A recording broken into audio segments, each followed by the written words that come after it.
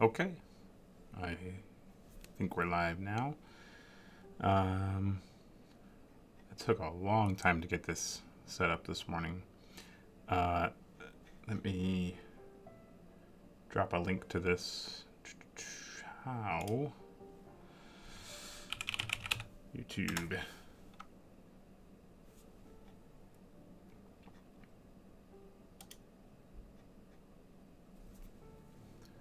Bear with me 1 second here. Happy Saturday for everybody watching. All right.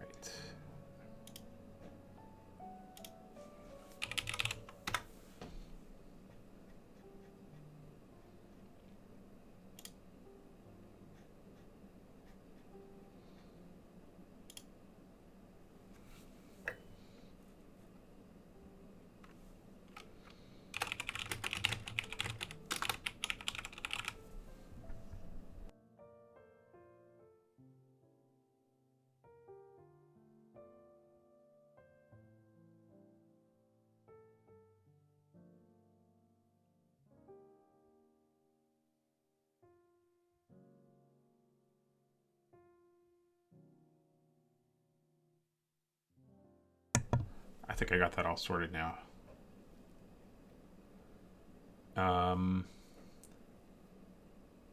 Just dropping a link here in the CineLens Facebook group. And anywhere else. I don't know where else I should put it. I guess that's it for now. I'll leave that there.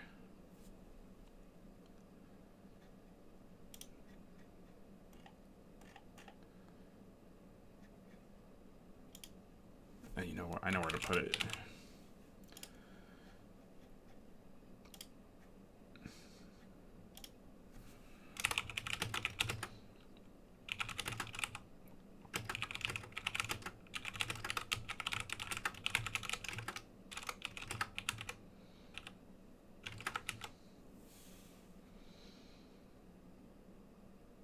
Let's see if that works.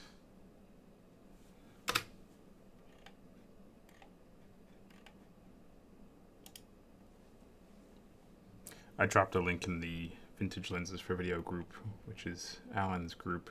Pretty cool enthusiast group.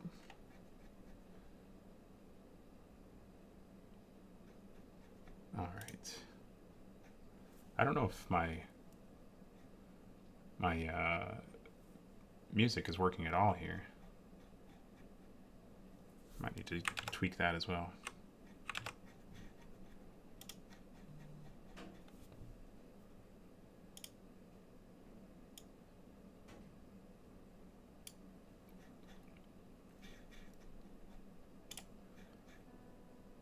I think it's working. If anybody else is in there, let me know if you can hear that background music. It's just something so it's not dead silence while I'm doing delicate tasks. All right. Might as well get cracking here. The first lens I'm gonna work on is a beautiful 70 to 180. I didn't change my camera angle at all, so I gotta make sure I stay over here. Yeah, I used to think that this lens was really, really rare. And it kind of is. It's hard to find good ones. It's rare compared to the other Leica R series. But I'm amazed at how many keep flowing in. We probably see one of these every week, if not more often. So they're pretty popular. It's a bit heavy to use as a cine lens. It does have a really, really nice robust support, so that helps. The biggest downside to this lens is the telescoping focus. So you can see when you're at minimum, you've got this giant telescoped gap. So that can be challenging for some people to work with. So yeah, we're gonna dive in. This is getting a declick iris, a focus gear, a front ring, and a mount conversion, I believe. Yes, mount conversion to Canon EF mount as well.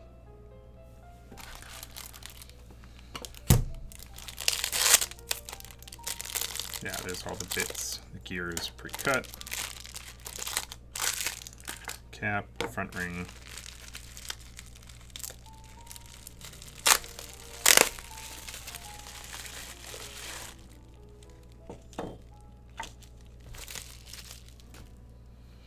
Okay. Set those bits aside. We don't need them yet.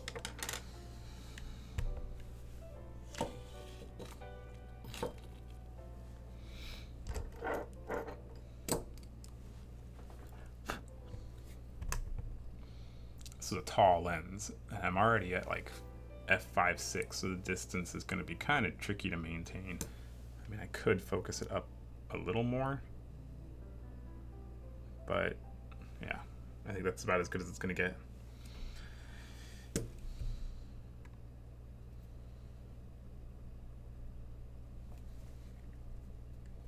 And I know my hands are in the way, you're not going to be able to see everything, but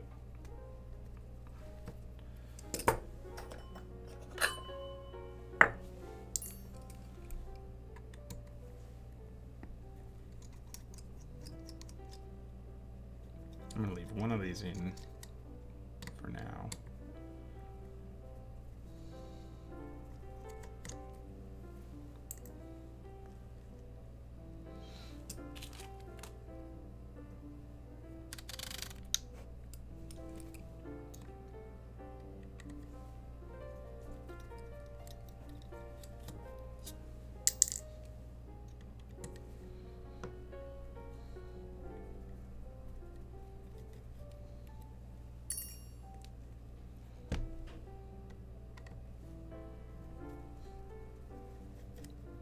So we do a full rehousing of this lens, which is nice if you needed to work on set with other proper Cine lenses. But if you're just doing Cine-Mod work, if you have lenses that are already Cine-Modded, then just Cine-Modding this is more than enough.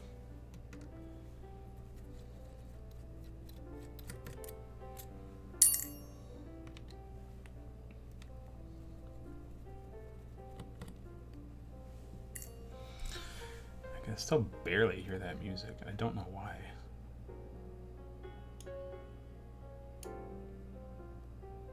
Alright, I think that's probably fine. Or maybe I need to change the pickup on my mic. Let's try that.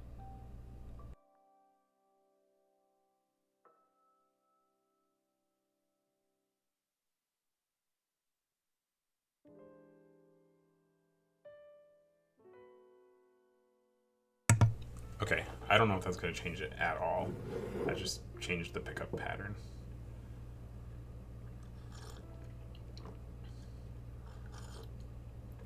Oh, Bianca likes my video. Good. Hello, Bianca. Binks. Got a little spot there. I don't even know where my air went. It's gone. My air is gone. There we go.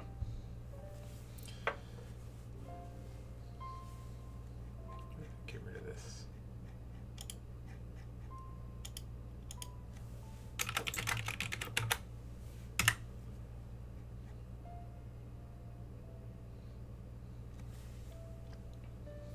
Okay.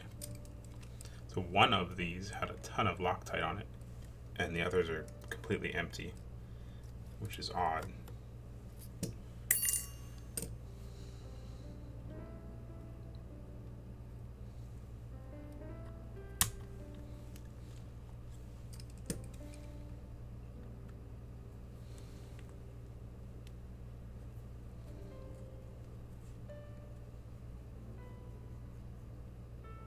Yeah, see, that's some pretty nasty stuff there.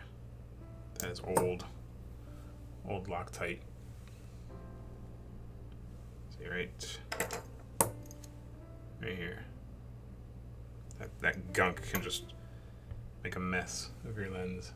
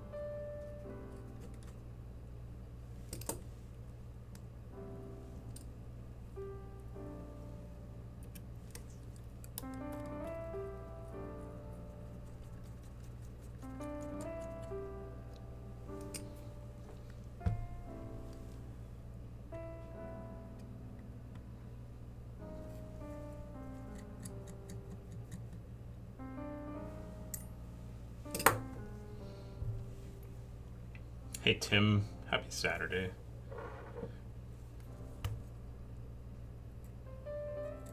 Oh yeah, that stuff is really caked on there. Someone had a field day putting this back together.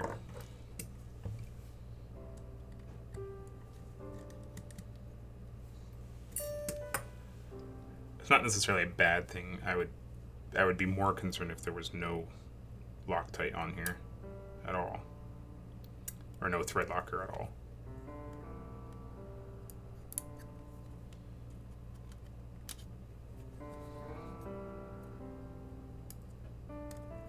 There it goes. Okay, good. It's not excessive underneath.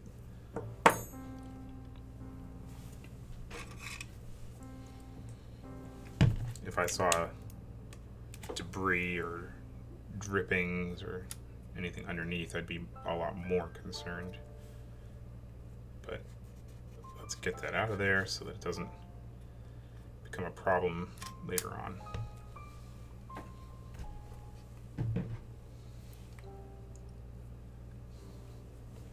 Thank you, Tim. I struggled with my test stream. YouTube kept throwing up warnings that the music I was playing was copyrighted, so I found some pretty generic, cool jazz. I'm not a huge jazz fan. I like jazz piano. That's usually what I'll listen to, among other genres. Oh, let me...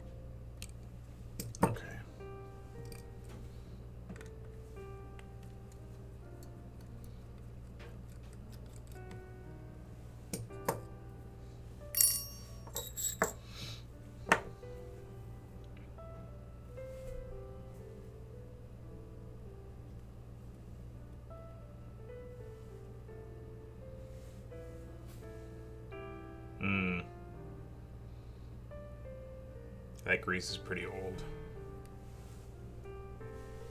See how close this can focus. See all that junk there.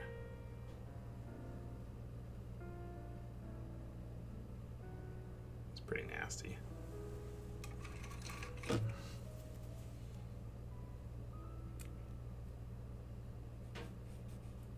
Just black.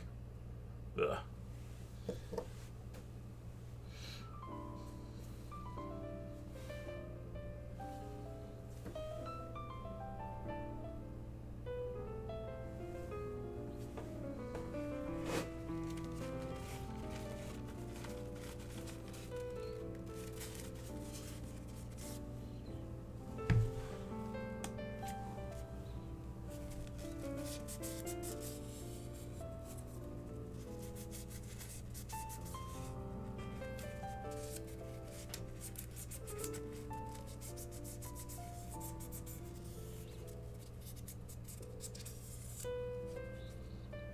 Much better. Still some glue residue, but it's not bad.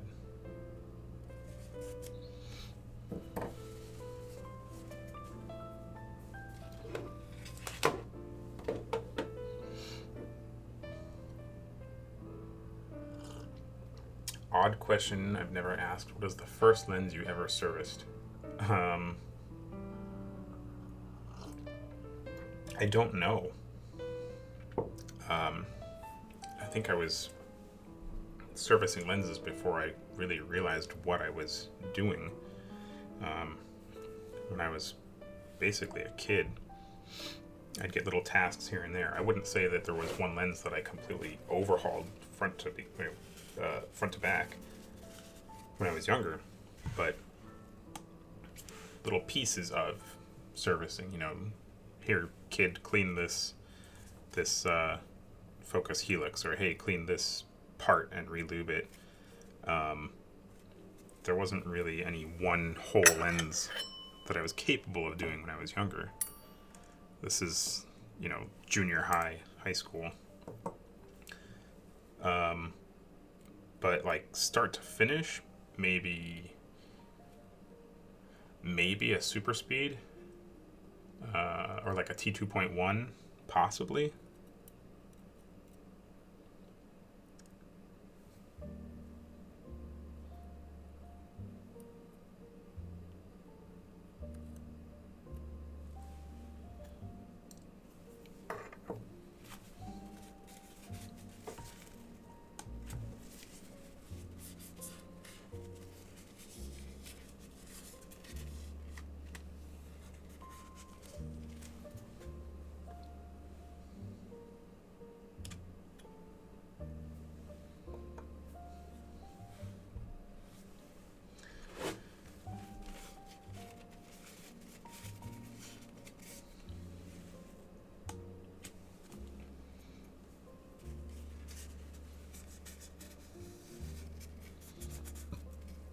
I might have to change the angle on that top-down camera. It's not natural for me to be reaching over like this. Usually I have parts real close. It's kind of a habit. That way if you drop something, you can grab it.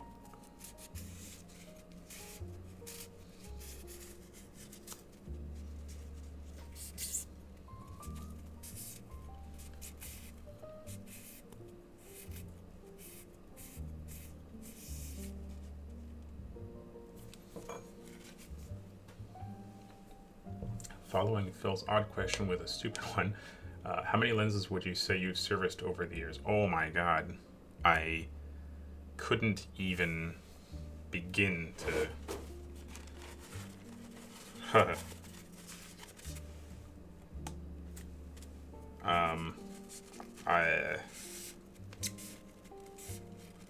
So a couple questions to your question. What do you consider service? You know, if this modification is a service, oh my god, I'd imagine in the tens of thousands, I guess. I don't even know. You know what? I'll give you an example. Hold on. Stay there.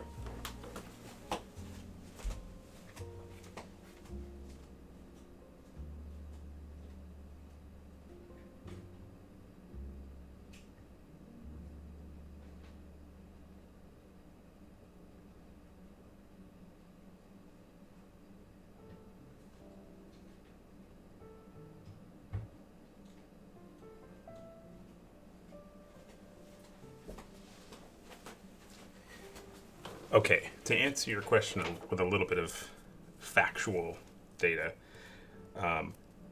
when I overhaul a super speed, we take the notes for different measurements. Here, it's easier to show here.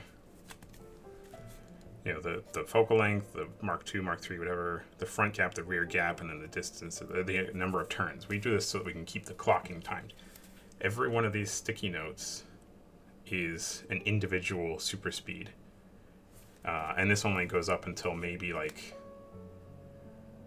I don't know, the late 2000s, because we started digitizing.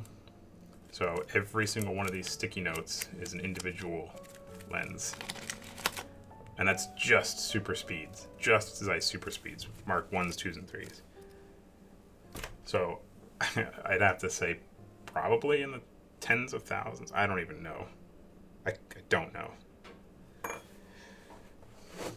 Mitch, your Voight. I think those are done. I don't know.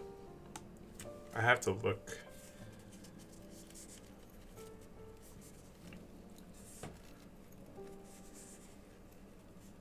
Yes, that is only super speeds. That is just Mark 1, 2, and 3 super speeds. Not 2.1s, not B speeds. I just happen to have that stack of sticky notes for nostalgia. I never got rid of them. I think most of the technicians, like my father and some of the older technicians, have a similar stack of sticky notes. And this definitely has some extra gunk.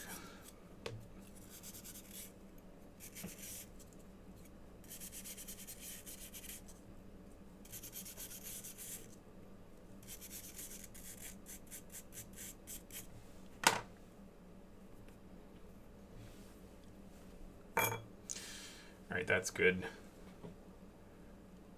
I'm starting to think that the exposure on this camera, the top camera, is a little low.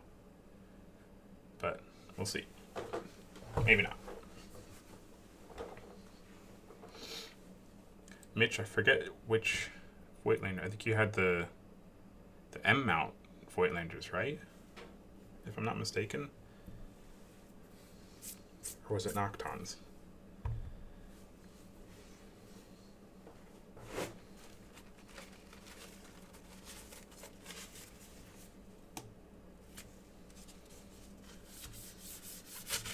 Losing my stickiness here. That's a little better.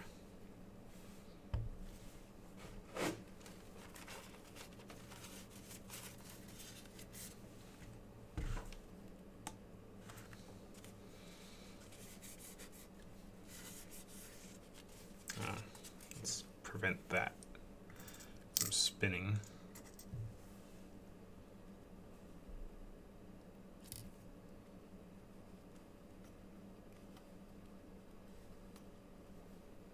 Come on.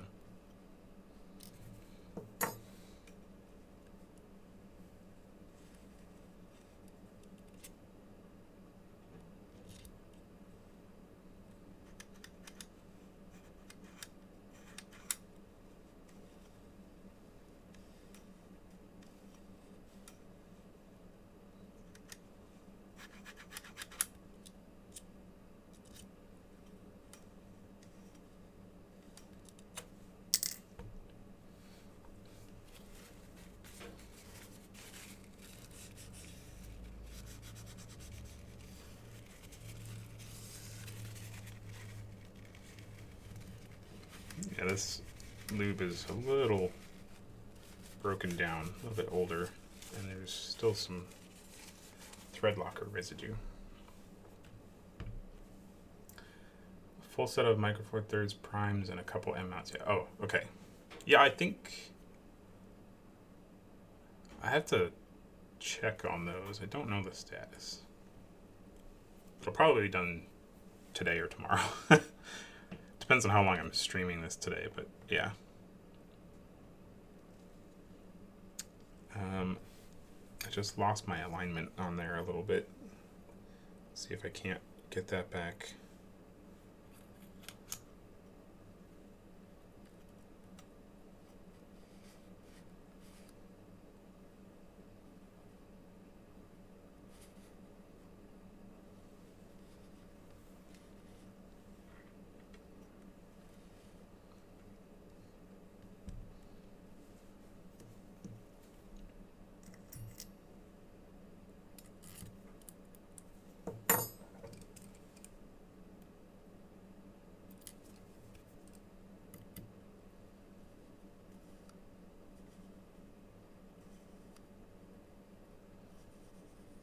Nope, it's not coming back.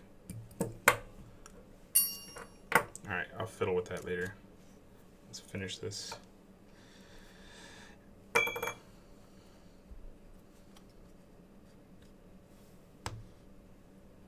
Oops. See, that's what I'm talking about. I gotta make sure I keep it on camera.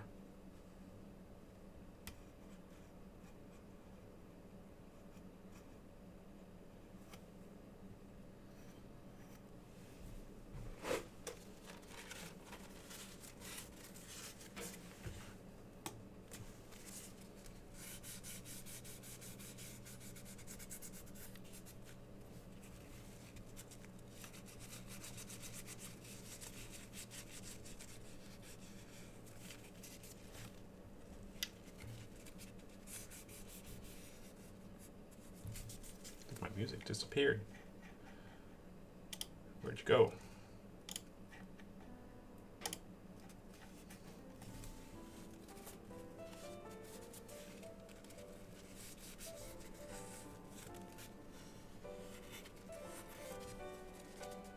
Oh yeah, I could see some more. Someone definitely touched this up. I believe that is shoe polish.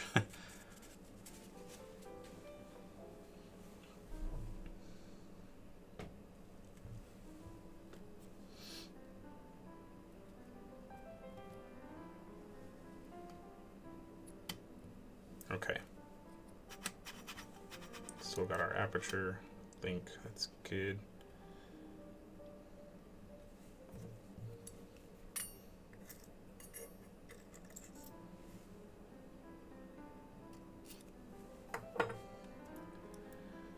Would love to declick all my contacts as ice primes, but I'm terrified of getting stuck and misaligning something. Yeah, that's always a risk.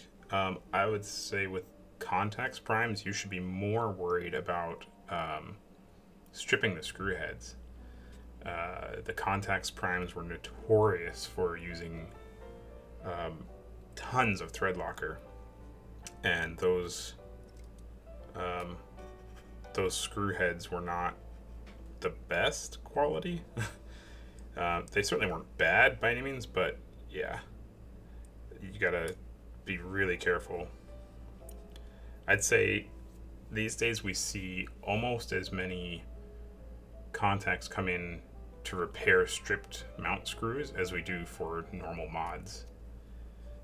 Because people will watch a tutorial or something and they'll see it's really not that difficult, but they don't necessarily have the right tools or the right technique, and they end up stripping the screws, which puts you at an impasse. If you can't get the screw out, you can't get the mount off, you can't declick the lens. I had to get a tech here in the UK to drill. Yeah, exactly. It's not uncommon.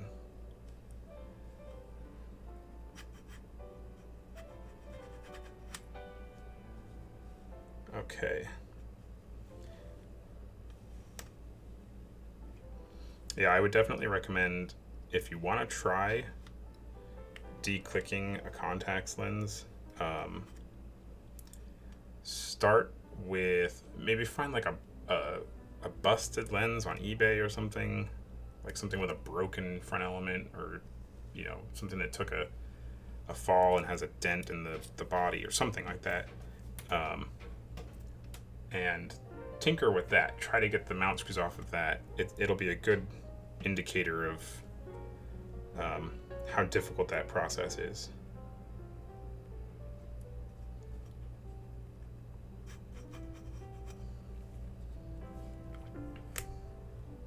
Hey Scott, how are you?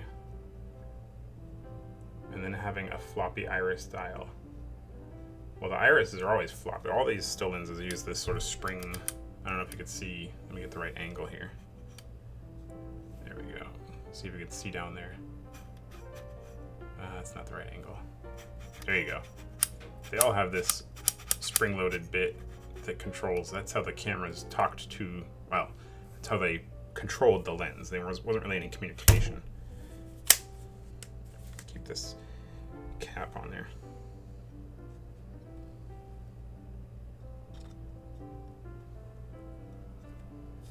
Okay.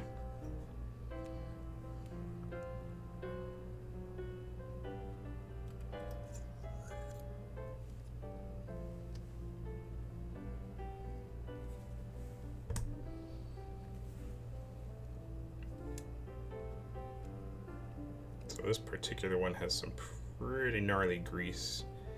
I might need to take this over to the soup and give it a proper scrub down, because all of this grease in here, you can see it's sort of spilling out. All of this, that's a mess. And I don't want to put it back together like that. So this might need a little bit more in-depth cleaning.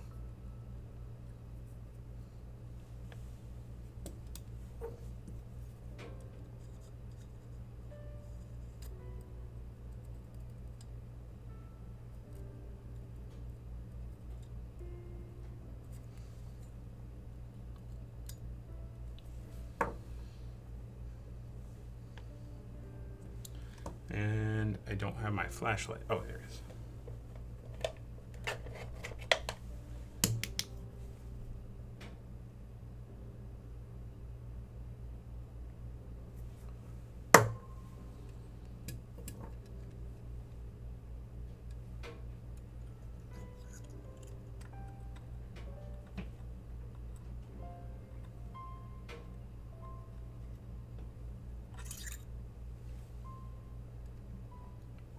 Okay. I'll give that section a decent scrub. This is a unique live stream. Yeah. I had been thinking about doing it for a long time, and now with the quarantine, I figured might as well go for it, because the shop is pretty much empty right now. California has orders in place that if you're a non-essential business, you have to close. And we're getting close to reopening, but we're still operating. It's still, you know, we can have 1 or 2 people coming in here, especially because I practically live here. So we're still performing mods, still doing service, but we'll be able to bring our whole staff back as soon as California lifts that order.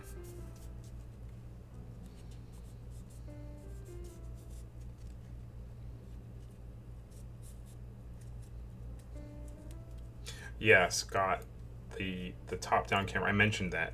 It's like a reflex. Technicians like to keep things close. That way, if you drop something, you can sort of grab it.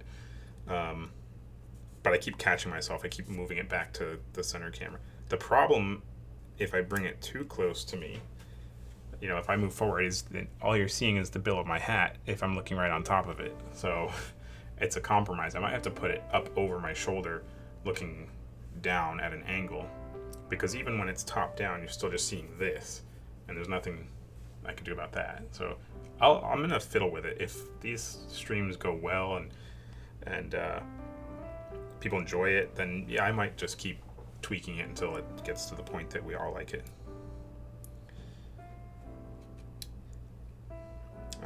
That grease wasn't too bad here. That cleaned off pretty easily, and there's no signs of it dripping through. So we'll probably just keep going there. Now the alignment here is the tricky part. I gotta see just the right spot. There it is, okay.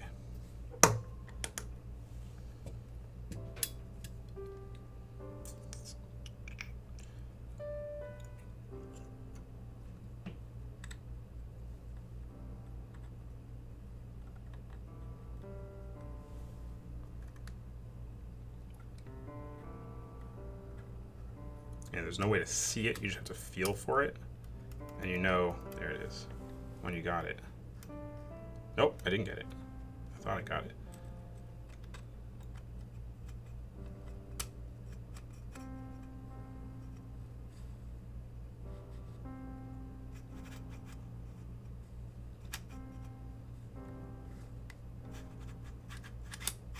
There it is. I don't know if you can see that iris in there. You can kind of see it, but now it's connected. Okay.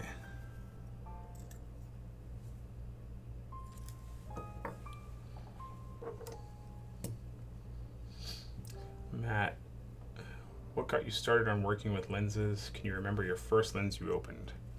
Phil asked a question similar to that a minute ago. What got me started is entirely my father. He started as a processor at Ingenue, and a processor is the guy that does the edge grinding and sort of the finishing procedures for the sides and the edges of lenses, of the actual elements. God, that shim is not catching here. So he did that back in the late 70s for Ingenue, and then he moved to Claremont Camera, which is why, if you look at our site now, we have that little tribute to Denny Claremont. He just passed away. But he worked at Claremont Camera for a long time, and then worked for another company, and then he and I and my sister started Duclos lenses. And so that's what started me. I was helping my father when I was much younger, and I just never stopped.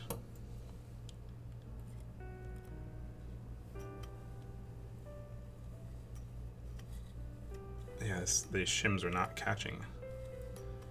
So we're going to have to do that again. Oh yeah, that completely lost its alignment. There we go. What was the other part of that question? Can you remember the first lens you opened? No, I can't. Because I was, junior high or high school or whatever. I think it was junior high. It wasn't like I opened up a lens. It was, hey kid, here's this piece of a lens, or hey, here's this focus helix, go clean it and get rid of the grease. It wasn't like, hey, here's a whole lens, tear it down and start from nothing. So it was it's very fragmented. There's lots of beginning steps to being a lens technician. You can't just take a lens and jump in, so to speak. So, but like I was saying earlier, I think one of the earliest lenses I do recall was a Zeiss Super Speed. And they are very service friendly, so I did plenty of those over the past 20 some odd years.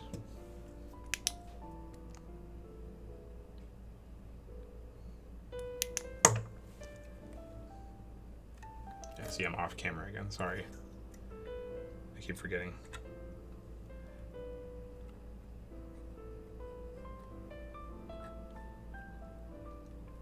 Thanks for this video. Where do you buy the small 0.2mm piece of metal that you use to block the iris and declick the lens? I don't know what you mean, Celeste. 2mm piece of metal?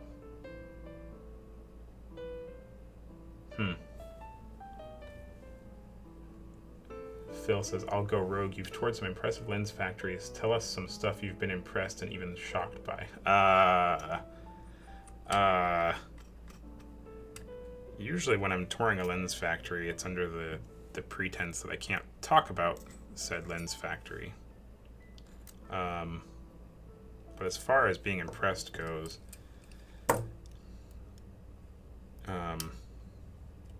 maybe the Sigma factory, just because everything was so, it's what they call vertically integrated. That's a common term in business, but the entire process is under one roof, start to finish. Whereas a lot of other factories, they'll have portions of the lens, or they'll have the raw glass processing done at one factory and then shipped to another factory for assembly, and then maybe even shipped to another factory for final assembly and QC.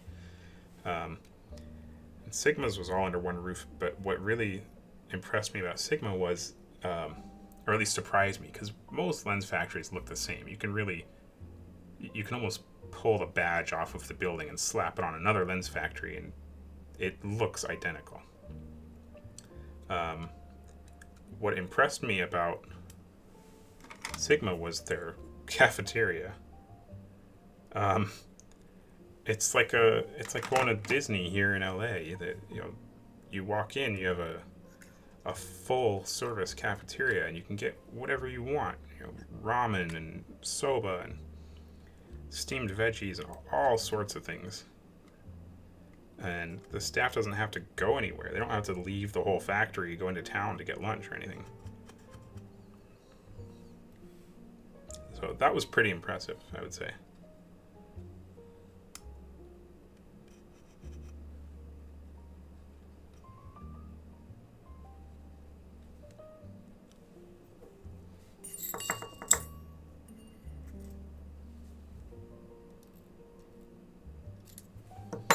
And their schedules are so precise. The lunch bell rings, everyone tidies up their workstation, and they all flood the cafeteria at once. And then as soon as lunch is over, they all get right back to work. Man, these shims are not sticking. This is becoming a problem. Do you listen to music while you work, and if so, is this a style, and does style affect your work? It shouldn't. If I'm listening to something a little more modern, I would hope that it doesn't change the quality or the efficiency of my work. But yes, Scott, I generally listen to either classical piano or jazz piano.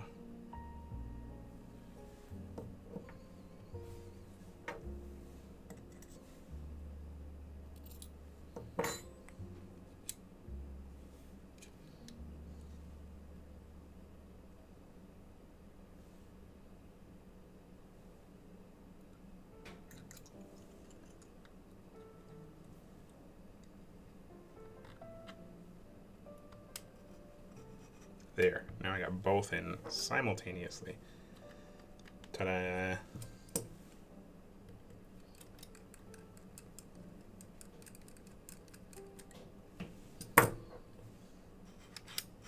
Much better.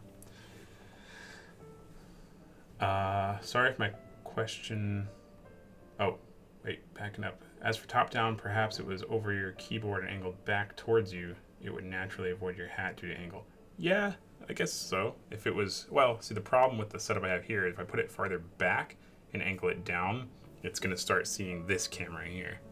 It's a pretty tight setup. I don't have a ton of space here. More context for people that weren't watching the other day when I did a test stream. This is not my normal office. We shifted technicians around the office to encourage proper social distancing. So normally this is just my engineering office, and I wouldn't be doing lens work in here. So it's sort of right now it's sort of a makeshift bench, but it's working well. I have all my tools. I have my whole toolbox here, all my materials. So I just don't have as much space as I would like. Sorry if my question wasn't well explained. On other video I've seen for declicking Leica-R lenses, they use a small thin piece of metal to keep the iris ring together. Sorry, I still don't entirely understand your question. To keep the iris ring together. I'm not sure what that means. The iris ring doesn't come apart. Okay. Moving on to some lubrication.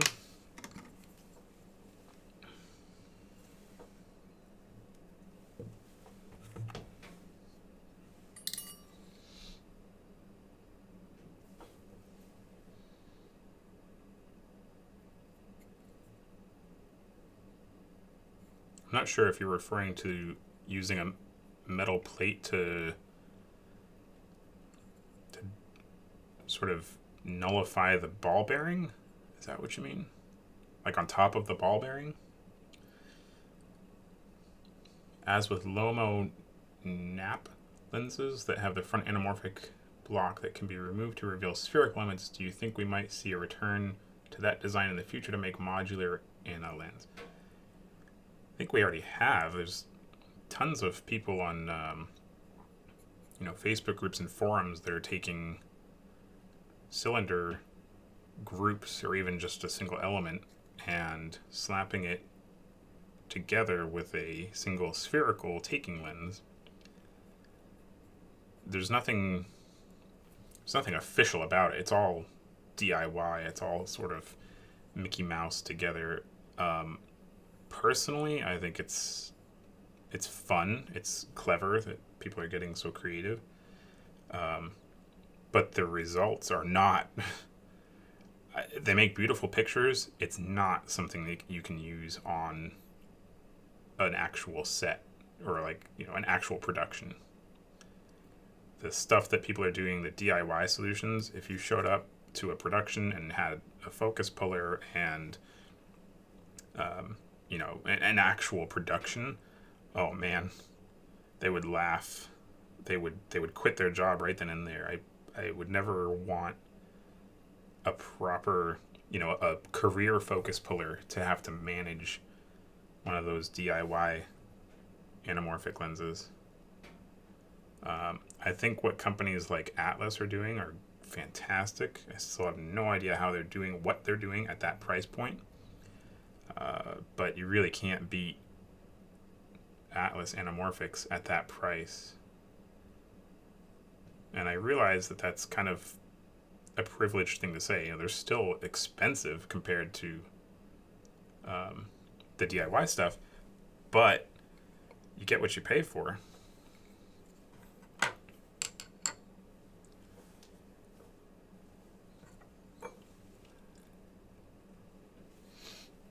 Slapped on anamorphic is moderately a throwback to using older school auxiliary lenses like wide angle converters into. Yeah, sort of. I mean, that was also that, kind of like what Phil said. That was the solution for wide angles back in the day, quote unquote. There were no really good wide angle lenses back in the 60s, 70s, or even earlier.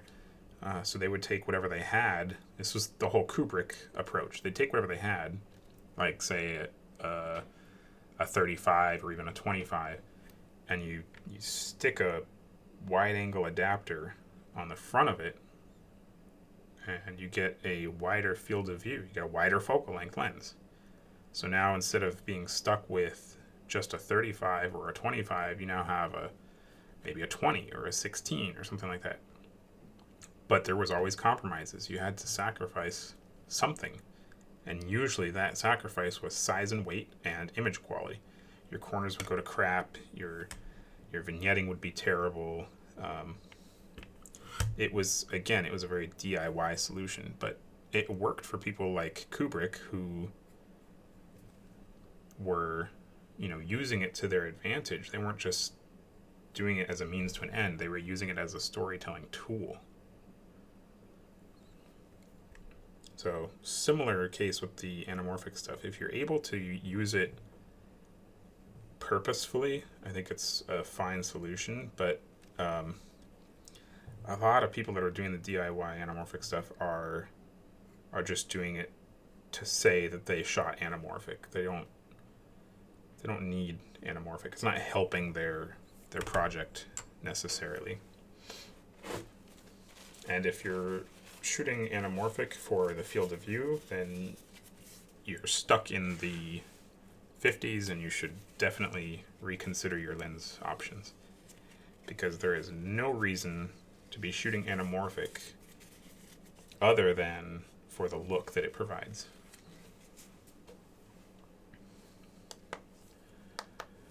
What do you use to re-grease the lenses? The grease, we use dozens of different types of grease. It completely depends on what the lens is and what the part is. On this one lens, there's probably 2 or 3 different types of grease for different portions of the lens. For this one in particular, for the iris, for the declicking, it's a grease that we sell. It's called Pro 100. You can buy it on our website. We actually sell it in tiny, tiny quantities because I don't expect anyone to ever use this much in a lifetime. I mean, we go through these here because we're doing tons of lenses, but a package this size would last someone their entire life. So we sell them a little 5 milliliter size. It's good. I think the site says good for like 20 something lenses, but it completely depends on how liberal or how conservative you are with the application of said grease. But yeah, if you're interested in doing your own declicking, check out that grease. It's exactly the right viscosity and consistency for this type of declicking.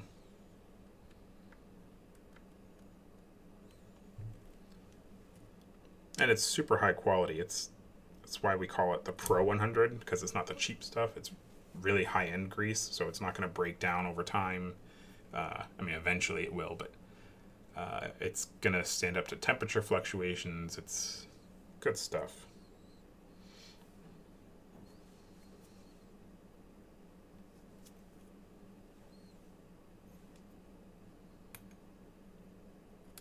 I lost my timing again here. There it is.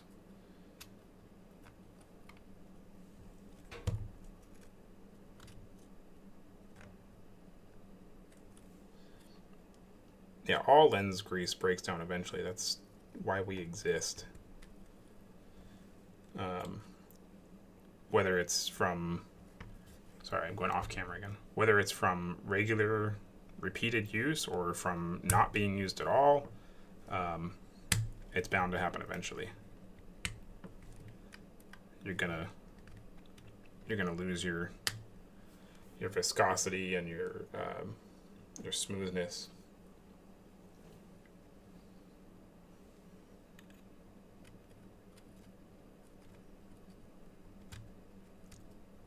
Oh, this ring is slightly distorted here.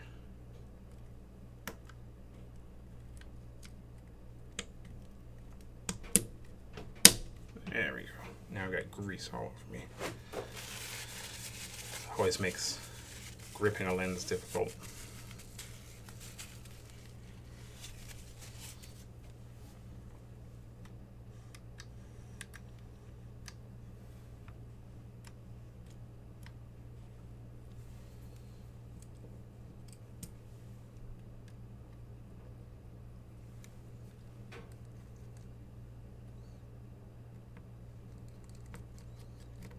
I don't know why my music keeps stopping.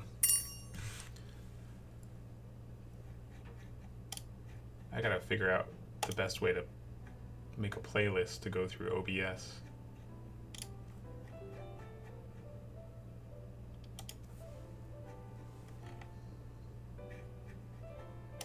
All right. Is it going? I think it's going.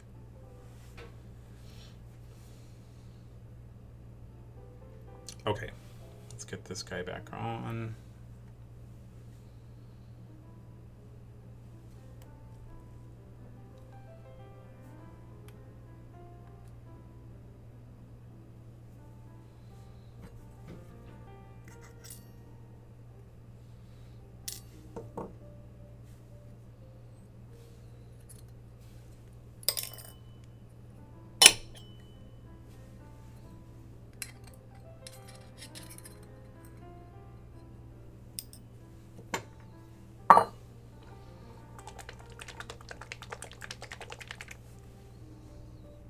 Oh, that is the wrong cup. Bummer.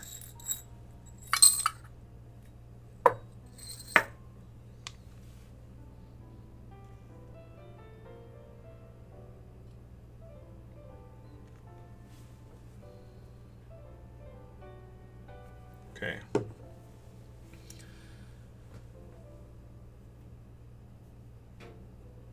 Music is back. Good. Thank you, Scott.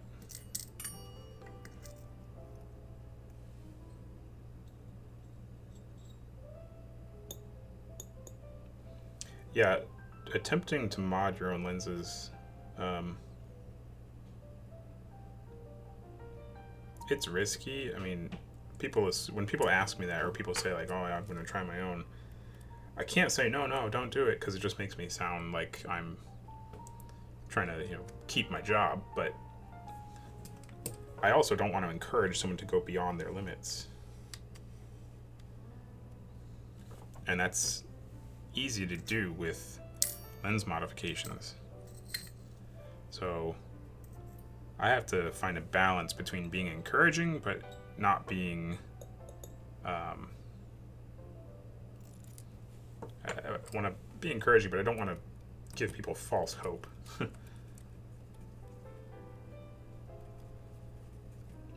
Did we lose that alignment again here?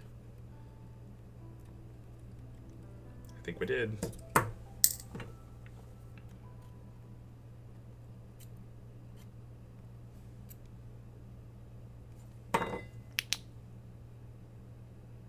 Yeah, we did.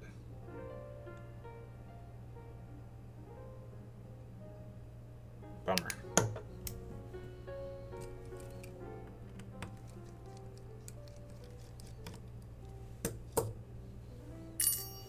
See, it's a good example right there. You could easily lose alignment on stuff like this and end up spending hours trying to get it back without the right tricks up your sleeve, so to speak. Hopefully I can finesse that hole.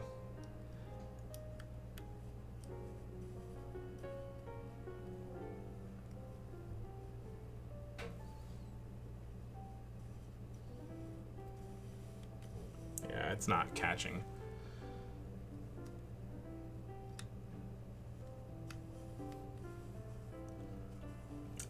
Tim, I purchased a 20-70 f2.6 to 2.8 Tokina zoom off eBay, and the next to last element in the rear had a large speck of dust on it. I didn't want to return it, so I ended up cleaning it myself. The 28-70, is that the Ingenue model?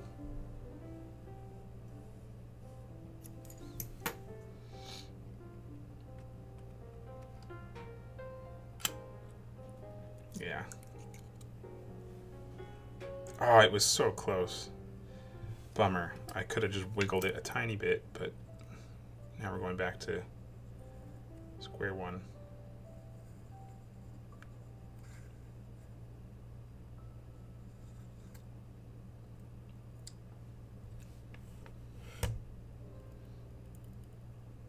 These shims should have a slot with a locating pin. That would prevent this from being an issue altogether. It's design foresight for Leica.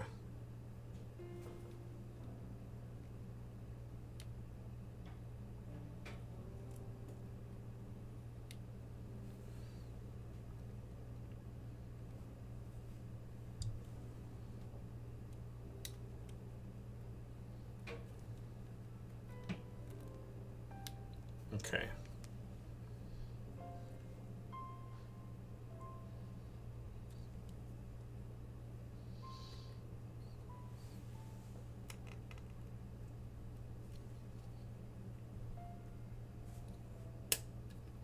I guess that'd be hindsight, not foresight. Yep, that model. Yeah, that's a fantastic lens. Harder and harder to find because of that whole ingenue DNA theory. It's not really a theory, but my perspective from somebody who has modded their own glass. Once you find a gem of a lens, a copy you like, you'll probably own for the rest of your life. The fact it was a zoom really scared me. Yeah, that zooms can definitely be a lot trickier. There's a lot of linkages that are pitfalls.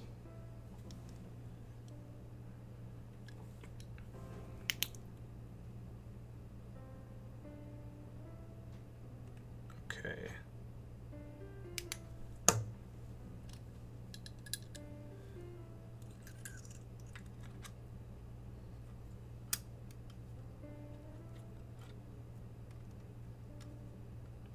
There's a handful of zooms.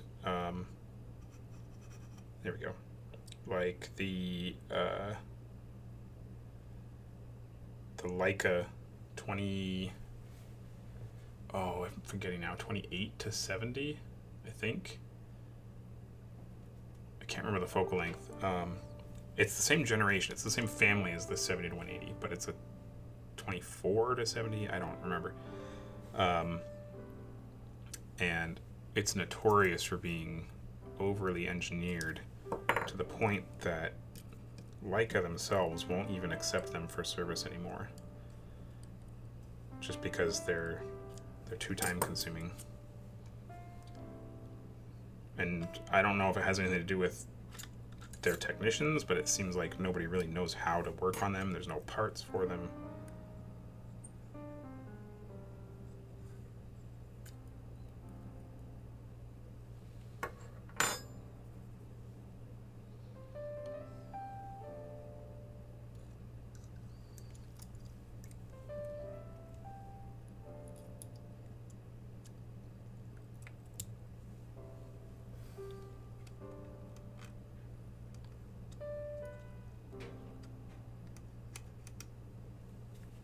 I'm going to take this off camera because I can't see it at this angle, so sorry. Brandon, hey. 2070 is cheap. It used to be cheap. That Tokina Ingenue 28-70, it was cheap like 5 years ago, and then people realized it was a ingenue heritage, so to speak, and that price sort of skyrocketed with it.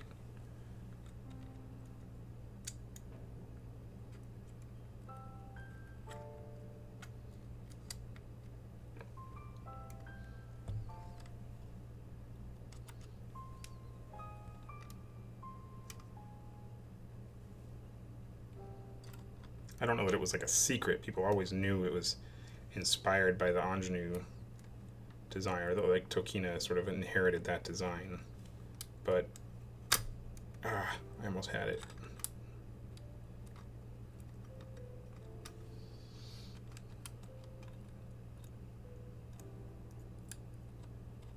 Come on, come on. Nope.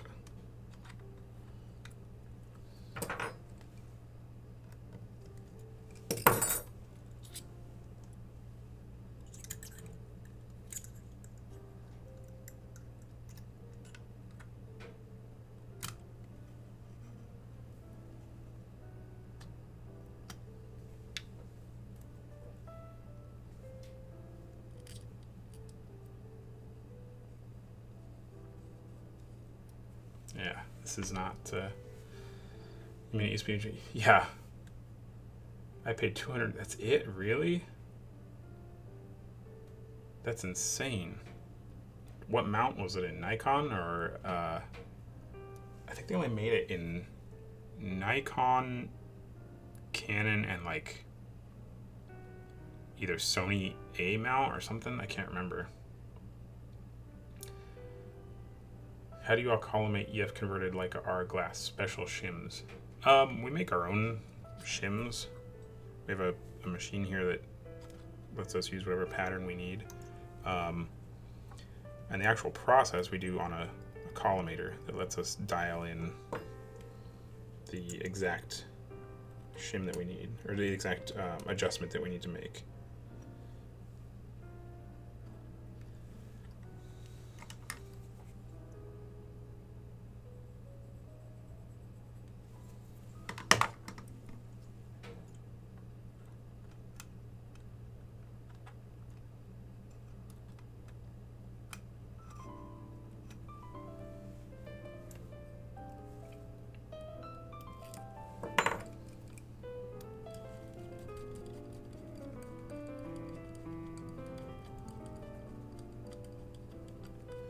This is being a very finicky alignment here.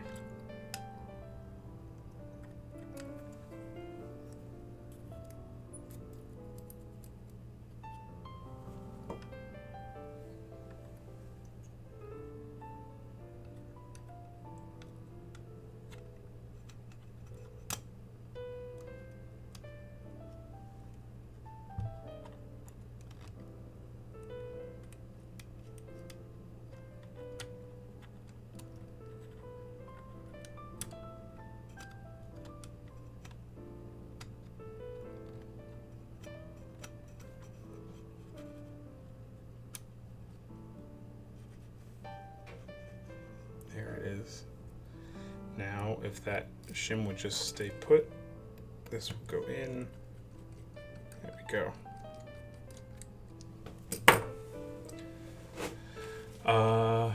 Nikon mount and then put an EF hard mount on it. Perfect. That's the way to go, because you have the manual aperture. If I am not mistaken, the EF version of that Tokina is electronic, so you can't control the iris manually.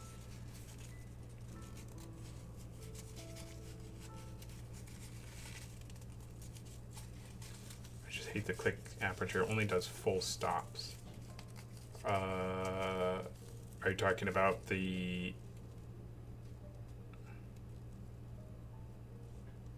If you have the... Oh, if it's not declicked, yeah, it goes in full stops.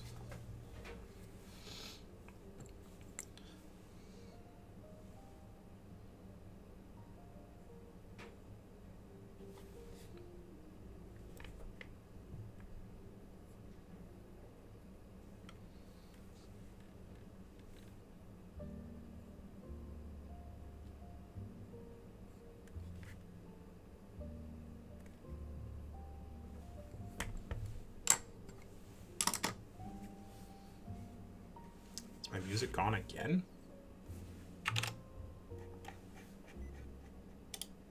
Oh no, it's there. I can barely hear it.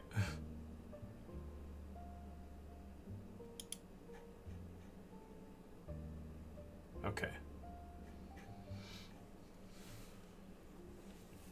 What other Facebook groups should I share this in? Where else are you lens geeks gathering?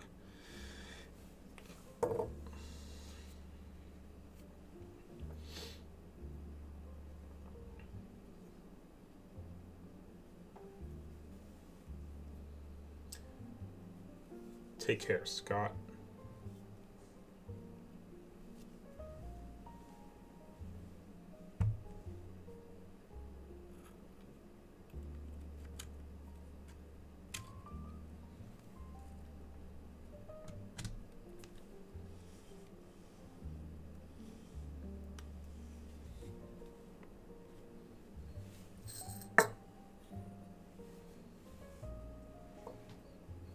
Alright, here's where I lost it last time. Because that damn screw loses all the alignment. Oh, Video Village. Good thinking, Tim. Cinematography Salon. I've never heard of that one.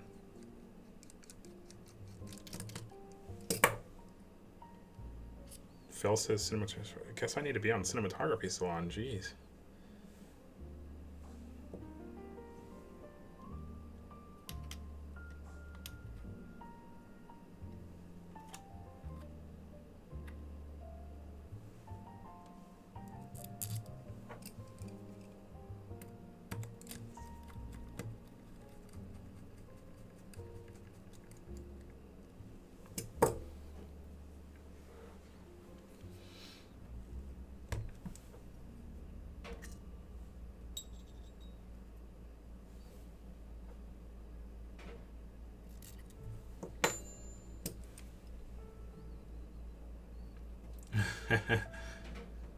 Are they secretive?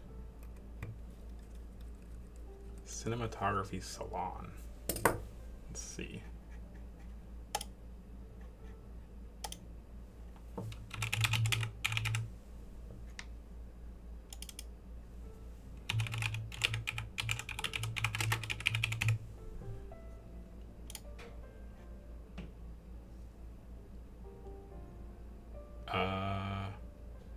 There's a page, but not a group. Maybe it is secret. Maybe it's super secret. Come on, Phil, hook it up.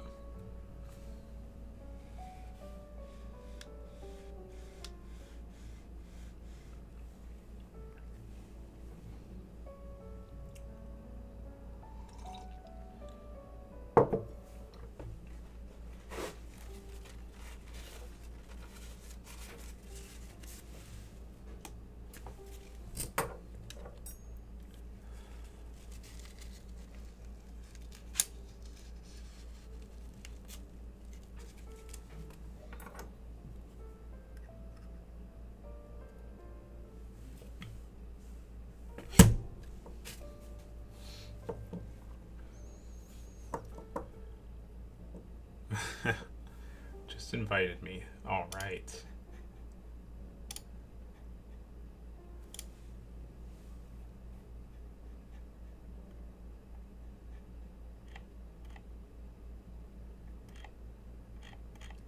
I would share this in the contacts group, the contacts is Iceland's users group, but I'm not doing any contacts today, so I don't feel like that's fair. But maybe. Oh, this is odd. Now my audio, it looks like my microphone is getting picked up by my other. Oh, I think I messed up here.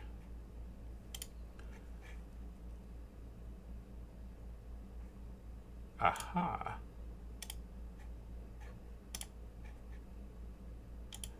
As you can tell, I am a lens technician, not a streaming technician.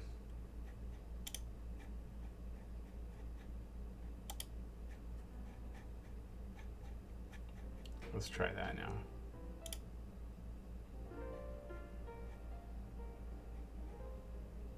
believe this is working now. Yeah, music is good now. Okay.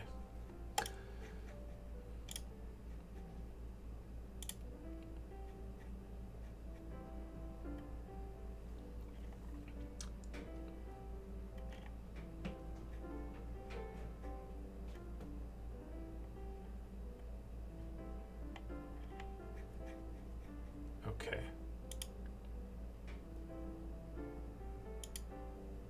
All right. Sorry. Enough streaming garbage.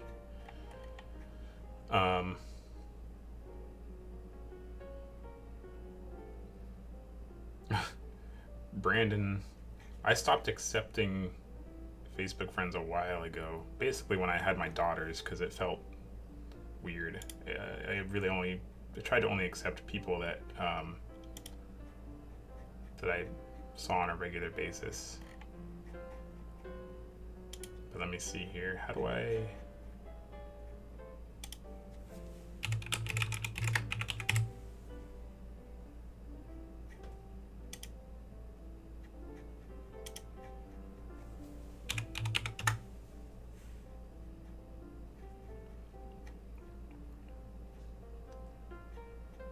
I can't.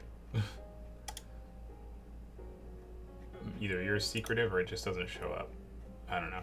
I'll figure that out later. I don't want to burden you guys with this garbage right now.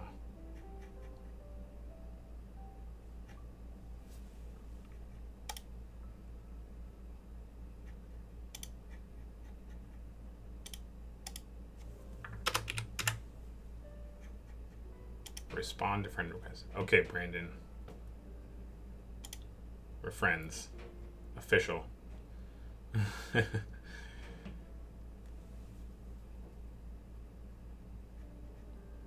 Okay.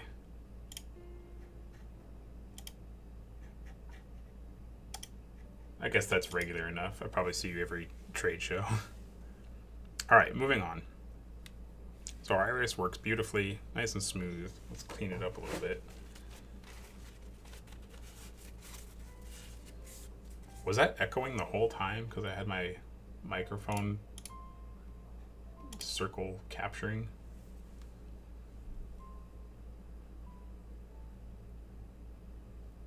I don't know. I should probably ask my wife. She used to work for Ustream. At one point they were like the biggest streaming platform before Twitch and YouTube did live stuff and Facebook did live. Ustream was the go-to.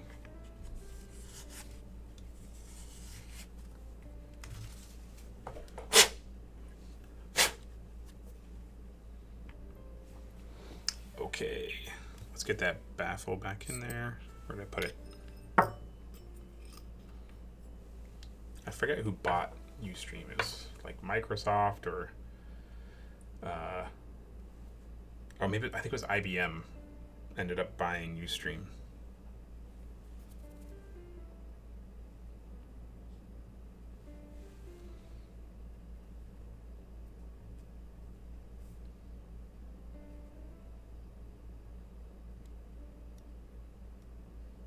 Oh, that backwards.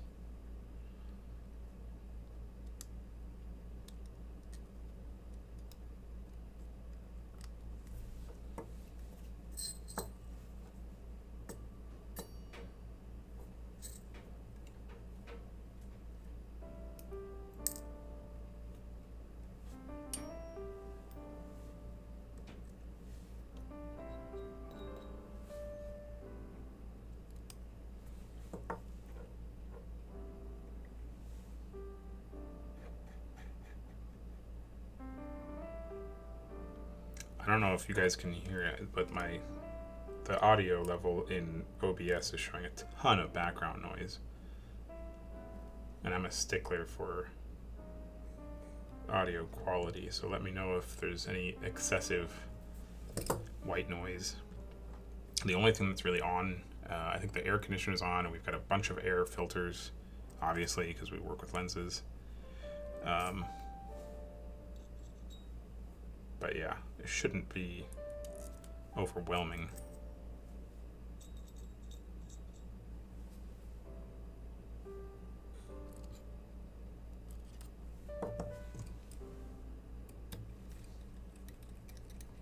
Hey, Michael. Good to see you here. Used my stimulus check on Leica R19 version 2. Nice. The version 2, people ask me all the time, like, oh, version 1, version 2, they're basically the same, right? And no big deal, but no. In the case of the 19mm version 1 and version 2, there is a significant difference in image quality, modability. The version 2 is the way to go, so well done, Brandon. Good choice. It's definitely more expensive, but in my opinion, that's one of the few times that it's really worth it. And I struggle with that with the Leica R's because a lot of people will, you see in forums and stuff all the time, people are they're nitpicking and they're like trying to find the closest serial number, the newest possible version of every lens because it performs the best. But if you're looking for the best lens, why are you buying Leica R's? Light reverb gives I'll bring you a sheet of it next time. Huh? Oh, are you talking about like the foam pads, Phil?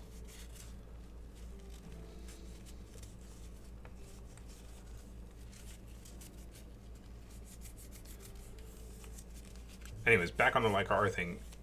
If people are searching and trying to find like the highest performing Leica R, the most recent serial number and the most recent version, then you're missing the point of Leica R's. The point of them is to get that vintage look and that older, less than perfect image quality. So try not to get too hung up on finding the newest, bestest Leica R.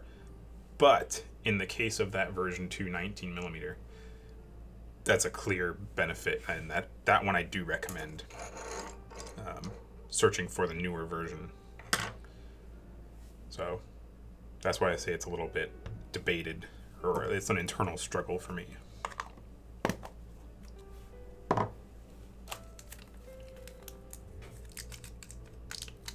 Yes, thank you, Phil. The microphone. So I set the pickup to 360. Maybe that was a bad idea. It's catching the bounce off the wall. Tell me, let's compare. That was probably loud, sorry. I just switched it to cardioid or something. I'm not an audio guy. I don't know audio, I just know what I like. So now it's just facing me directly. Maybe that's a little bit crisper, not bouncing off the wall, because the wall is only like 12 inches away from the microphone.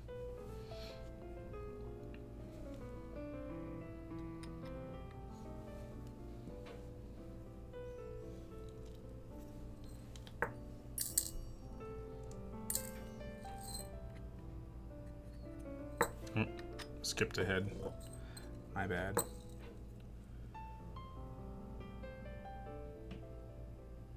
.28mm version 2 is my all-time favorite, something magical. The 28, are you talking about the Leica still? If so, I completely agree. 28 is one of those like magical focal lengths. The Contax people are in the same boat with you. That 28mm Hollywood. Omni 360's better. Ah, damn, okay. But yeah, that 28mm, the Contax, the Hollywood lens, is a huge favorite among the Contax crowd. I'll switch it back here, hold on.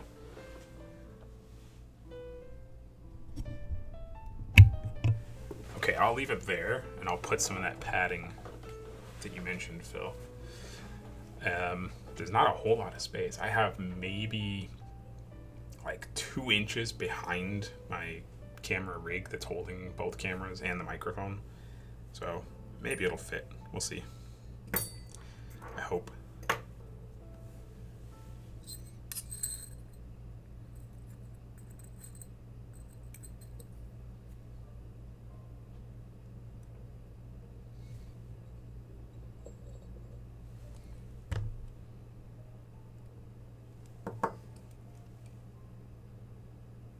I probably have it off camera again. Sorry. There you go.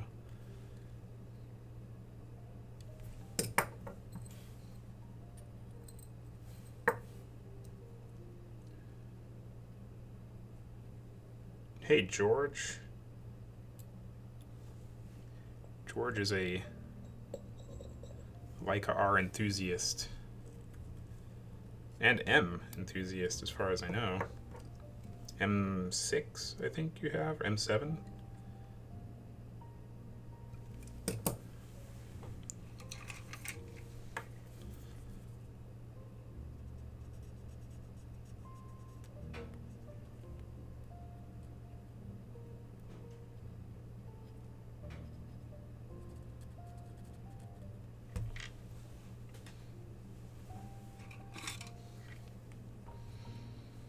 Usually I watch live videos of Vivitar PL conversions. How many of those are out there, Michael? I've only done a handful of Vivitars.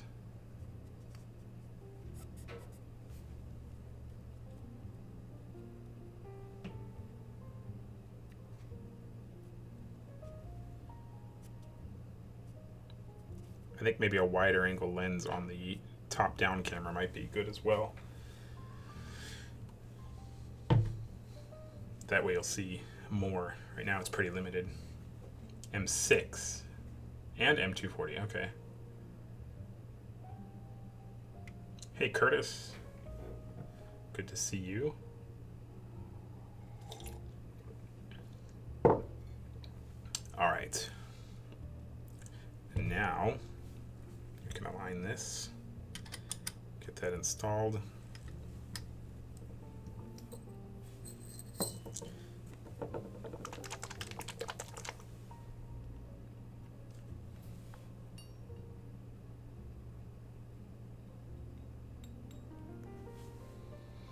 Mr. Curtis Boggs.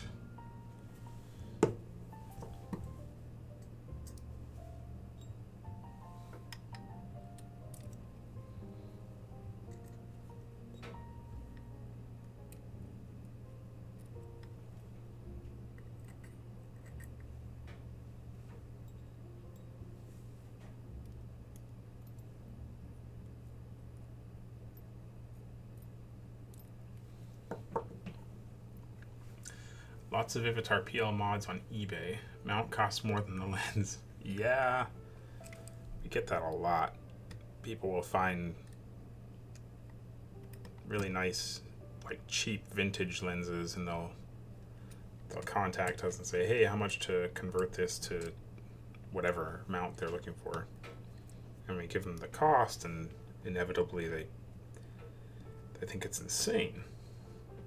And it's hard to explain to them that the cost of our parts doesn't really go down. Yeah, we're still producing new metal. Just because a lens that was made 30 years ago, 40 years ago has tanked in value, it doesn't mean that our parts are going to be cheaper.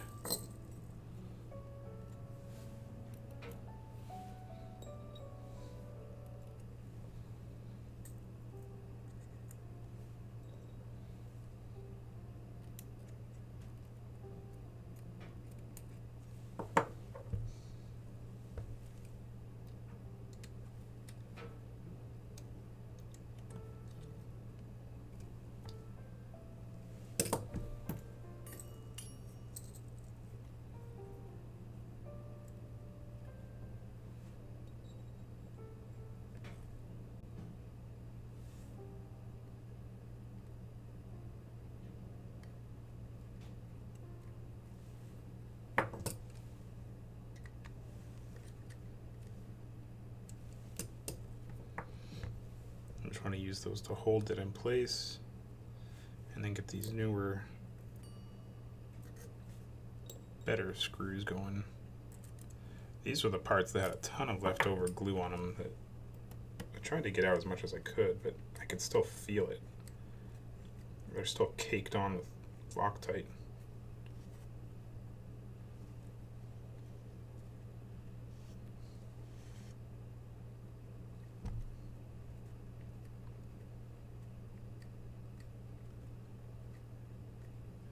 Okay, sorry, I wasn't paying attention to comments here.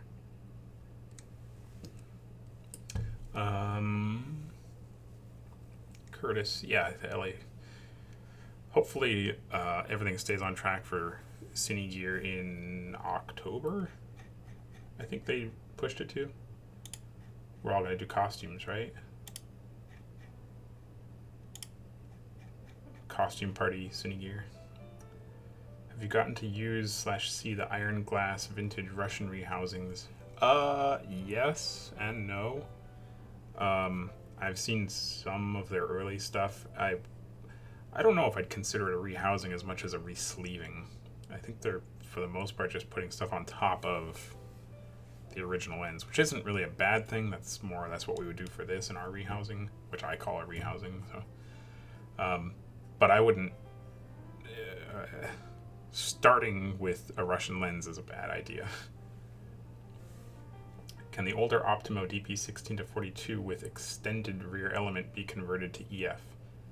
It can, but you need to be extremely careful what camera you put it on. If you try to put that lens onto an EF body that either has a crowded cavity or has a mirror, like a reflex system, you're going to destroy your camera. So I would recommend being extremely careful trying to use that combination.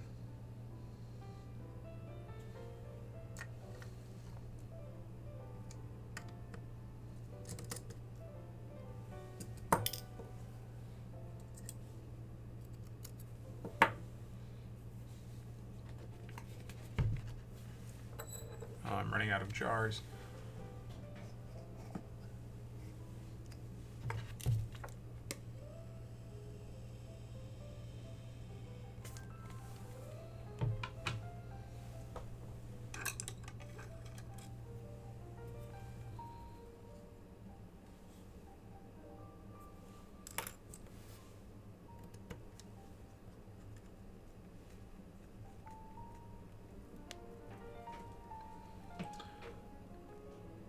How's coverage on the 70 to 180? Can it be pushed much beyond VistaVision image circle? Coverage is good. It's full frame, obviously, but it has a lot of vignetting. It's a I wouldn't even call it vignetting. It has a lot of natural light fall off. The illumination tapers off really quickly. So it's definitely something to be aware of when you're picking this lens.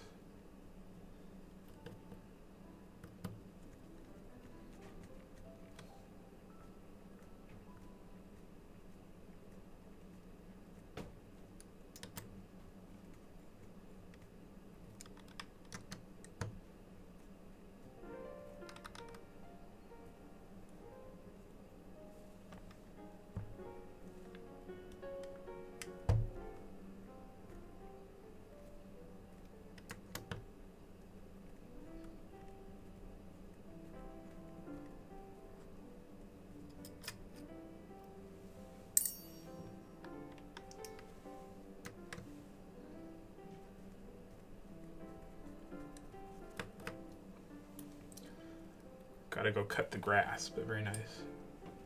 Thank you, Curtis. Good luck with the grass.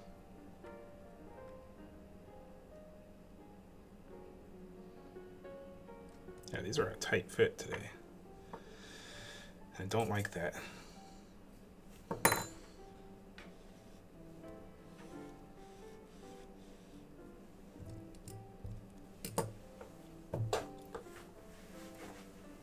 DP on a red or Komodo?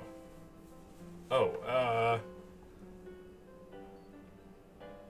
the Komodo should be fine, but if you're going to be using the Komodo, it's not EF mount, so you might as well just use a PL to R mount or a PL to RF mount adapter instead of converting the lens to EF, and then you still have to use another adapter to get it to RF.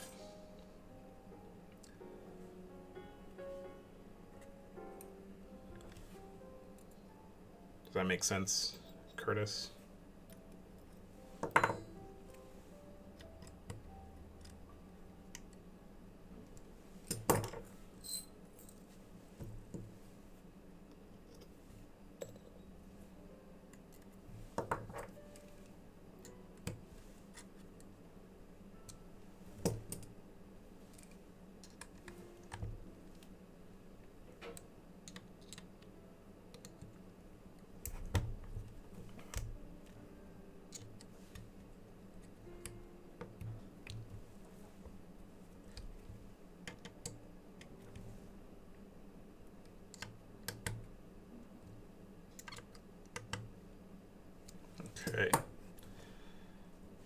nice and snug.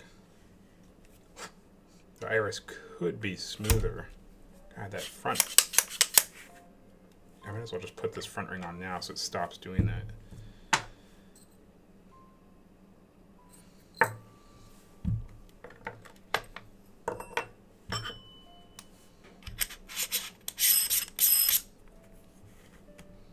Opinions on the Leica Super Angulon R21 in comparison with the 19.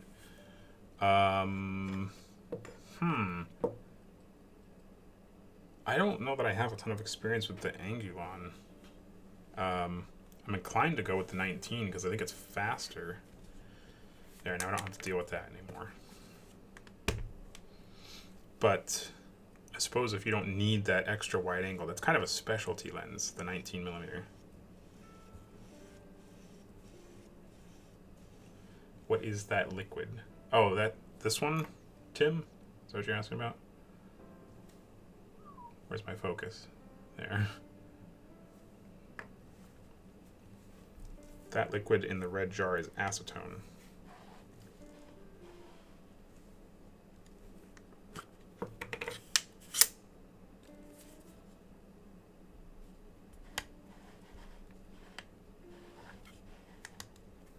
I think the Angulon is fisheye.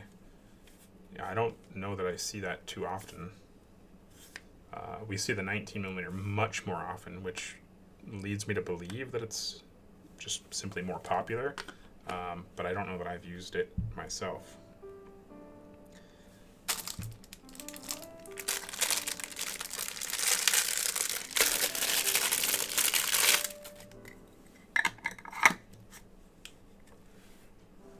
Maybe I should have that focus down there. I also get this issue with focus. If I put the focus too sharp, the video gets choppy. Oh, it's okay right now. But it's almost like it's too much data for the software to comprehend. This is getting downscaled quite a bit.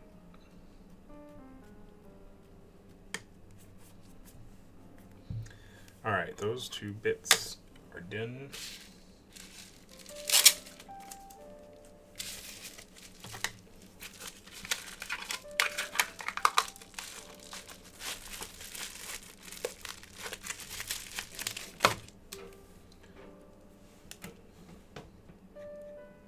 All right, focus gear time, and then I'll tidy this lens up.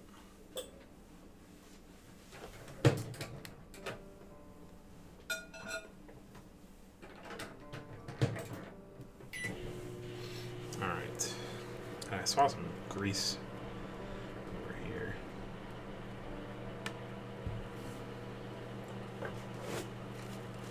Yeah, the 19 is barely wide enough. I'm shooting Super 35 sensors. Yeah. That's the issue with crop. There is a 15 Leica R, but it's less useful because it has a big old scalloped hood and can't be removed. It's kind of obnoxious.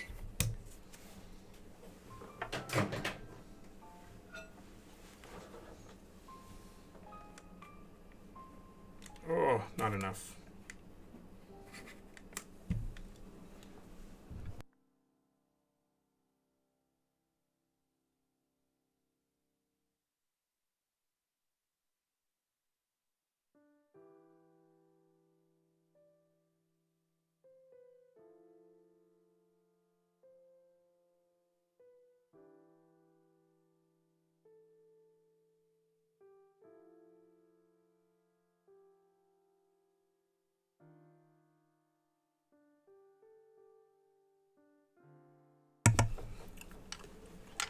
Okay, sorry about that.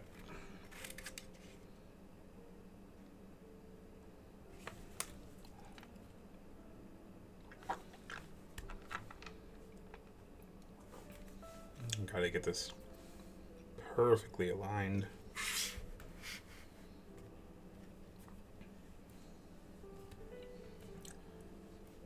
Yeah, I cut the audio for a second. Sorry. I didn't want you to hear all the wrapper crinkling.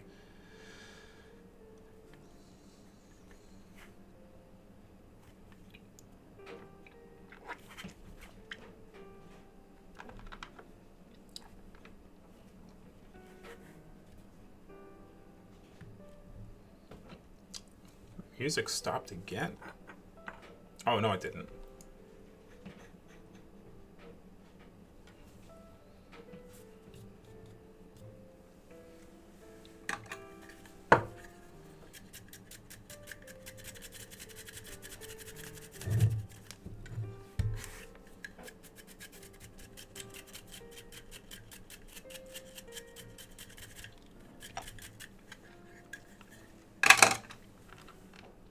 All right. Nice, beautiful, seamless focus gear. That's what I need to do, is keep these things off the mat so that I have more space there. And then I know. Okay. This guy is pretty much done, I think. Let's see. Front ring, focus gear. Yeah.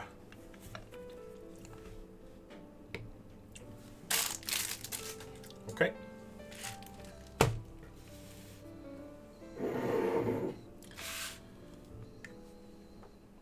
I'm jealous of whoever is getting the lens you're working on back. Yeah, that 70 to 180 is a beauty. This client is a Leica-R fan, so it works well.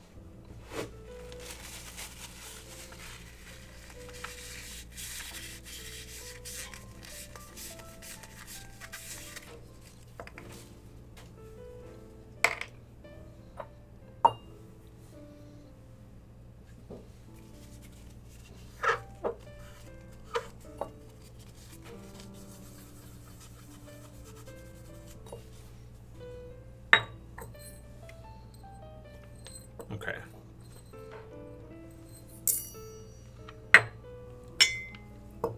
Got my declick bits.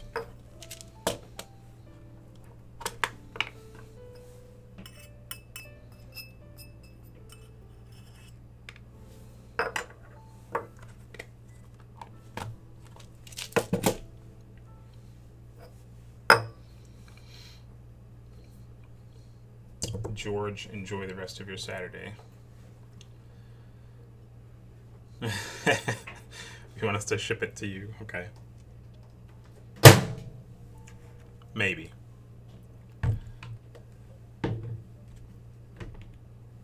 All right.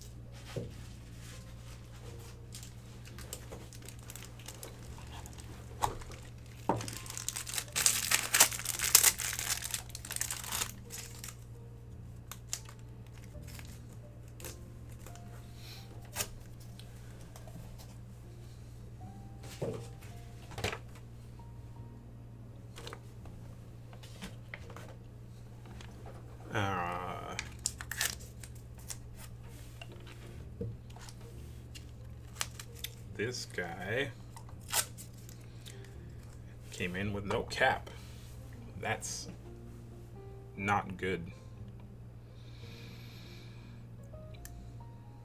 So these are the exact opposite of that 70 to 180 I was just working on. This is heavily, heavily used. Oh, wrong way. You can see all that wear, all this silvering. If any of you guys were watching yesterday, I was talking about, or Friday, whenever it was, Thursday? I don't know. I was talking about the brassing on the mount. This is a good example. It's kind of hard to see right here. The brass shines through, or shows through the nickel plating on the mount. So you could tell this lens has been used a lot. Oh. Heavy focus.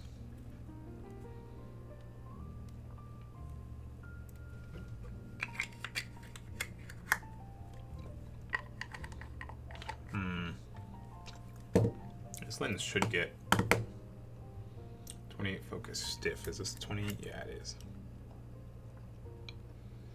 I believe this is the version 1 28. Someone was asking about the version 2 earlier. The version 1 has these little pins for the hood. The version 2 has the hood completely integrated. It's part of the body. You can't remove it.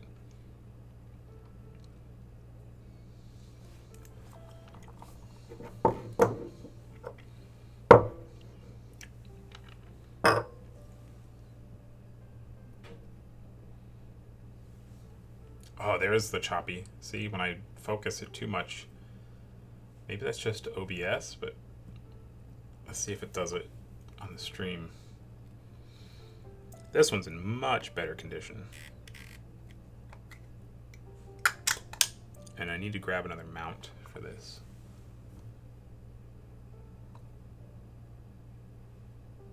Let's see where my focus went.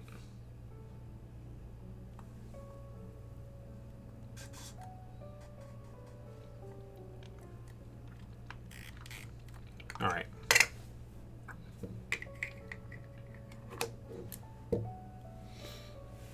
I'm just going to do this one for now because I don't have another Vitax mount.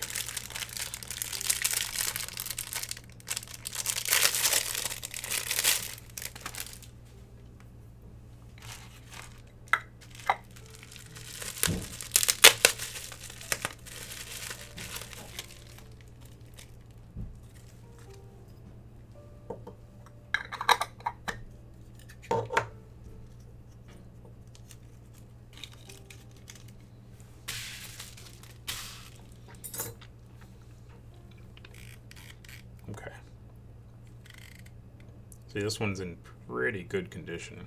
Almost no brassing on the mount. The aluminum is, for the most part, clean. It's got a little grit to it.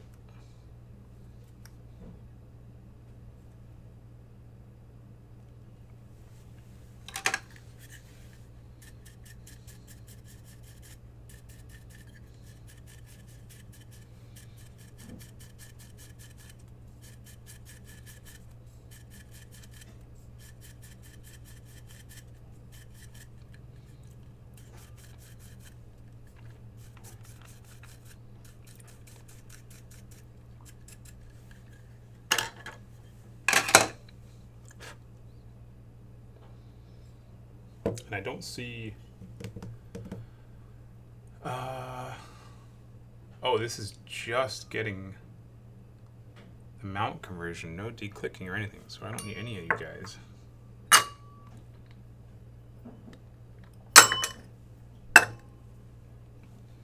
Well, that's easy.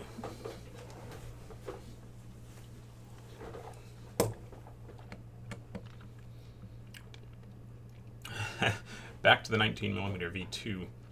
Why hasn't anyone integrated filters into the lens like Leica did?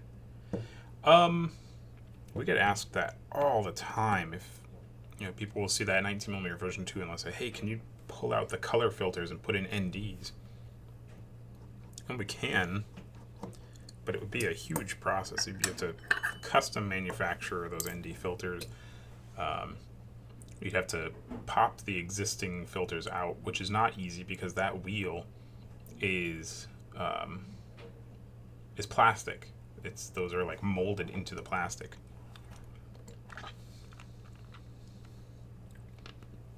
So it's not as easy as it sounds. It's doable, but you're seeing that integrated into cameras more and more. Sony does it. I can't remember who else right now off the top of my head, but having the NDs in the camera is a lot smarter than putting them in every individual lens. That would just get expensive.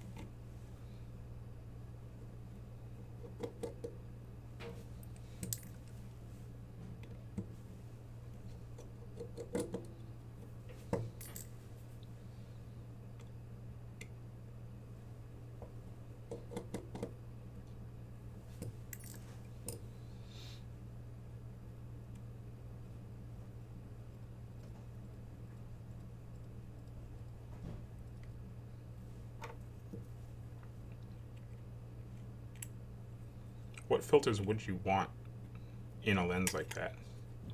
Like a 0.3, 0.6, and then extreme, or something more conservative?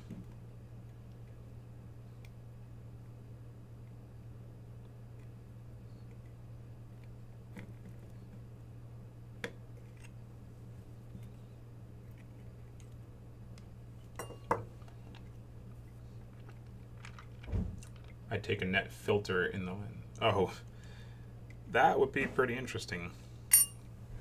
You and David Mullen both.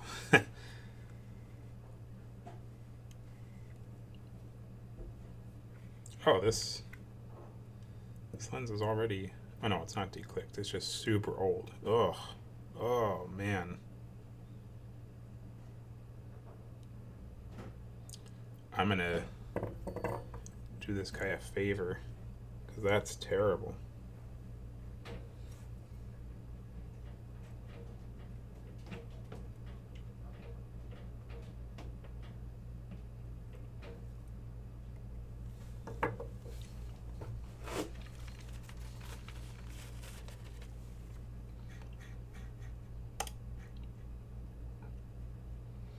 I really need to figure out how to loop this music in OBS. If anybody is experienced in OBS, drop me a DM.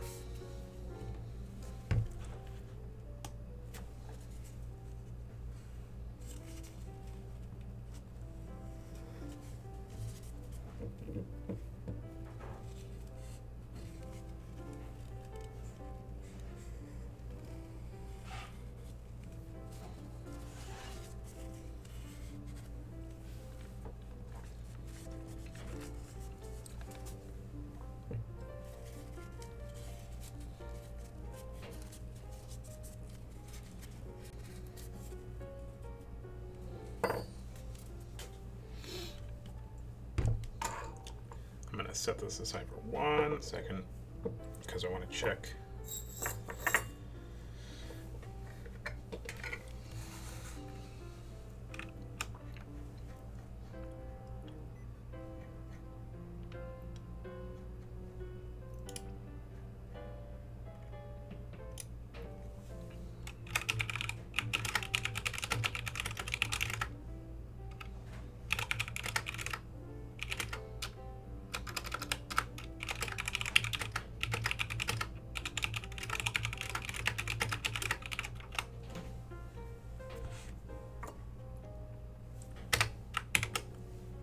See if that works.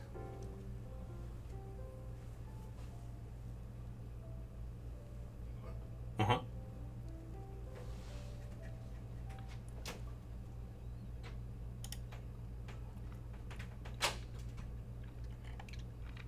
Okay.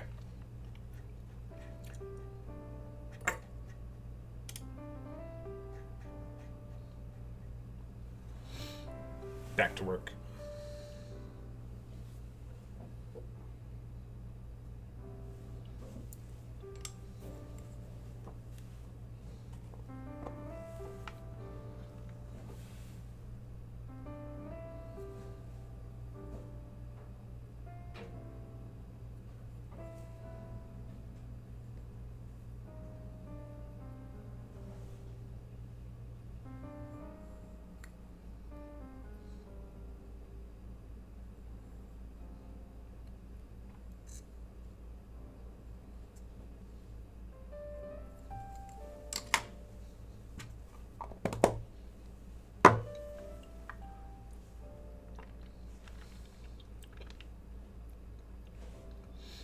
Okay.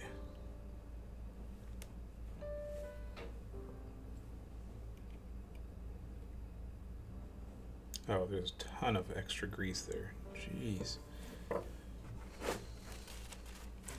This lens, even though it's in way better condition than the other one, it's pretty apparent that it has not been serviced for a very long time. I see this. You gotta catch a reflection, but like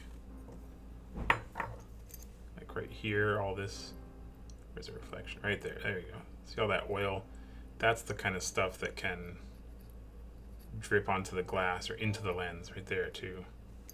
So you always got to be careful. And it's not that there's anything wrong with the lens, it's just maintenance. It just happens over time. It wasn't abused, it's not in bad condition. It's just part of lens life. There's my new t-shirt. Lens life.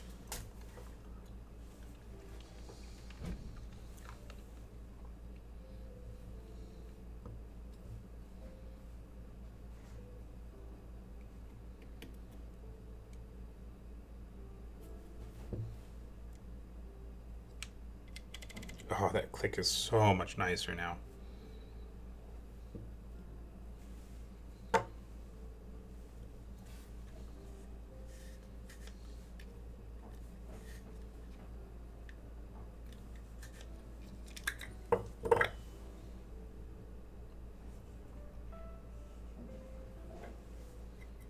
Oh, it's doing it again.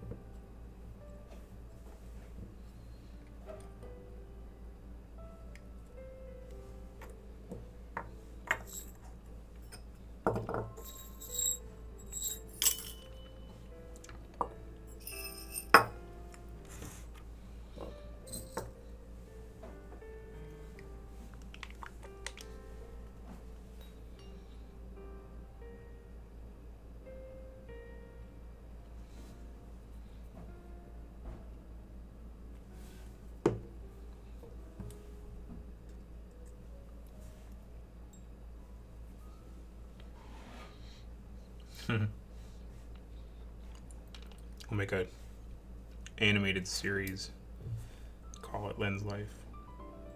If anybody was ever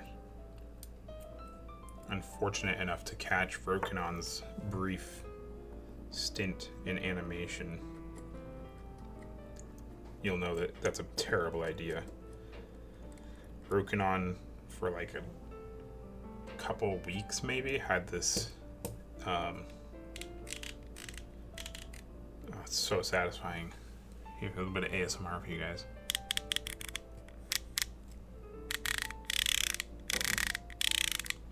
Anyways, Rokinon thought it'd be a good idea to have a like a flash animated character that is a Rokinon lens, and his name was Roki. And it was just, it was a good laugh. I'll put it that way. It was entertaining, I guess.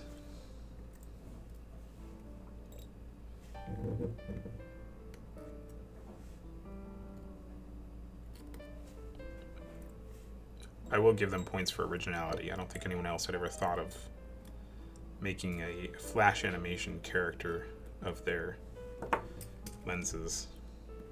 No other lens manufacturer.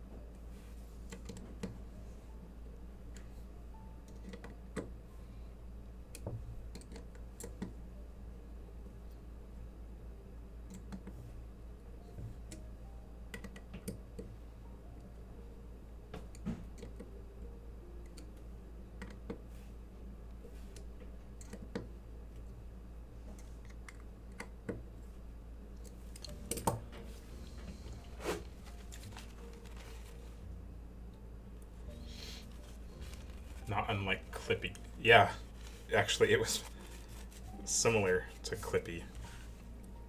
I don't know if it's still on their YouTube channel, but I would highly recommend searching for that. It was Roki, the Rokinon lens. I'm sure it's still somewhere. Maybe it was on their Facebook. I can't remember.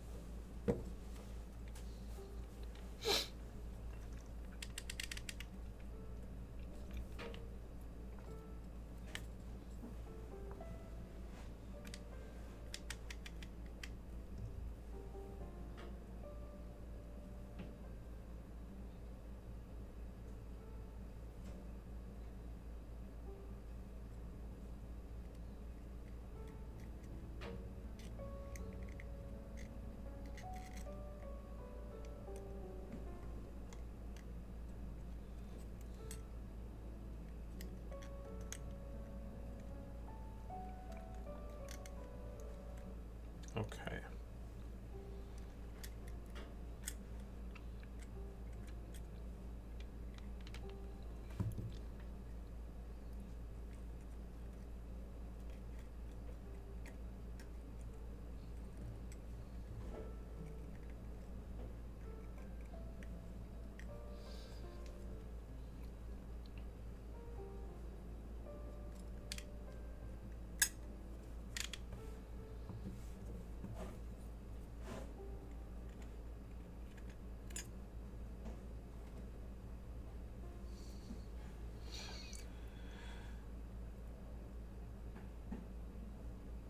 Oh, I missed a bunch of comments. Got it. What do poke on one lenses have in common? Yes, Aubrey, I'm still going. Don't stop my Saturdays in.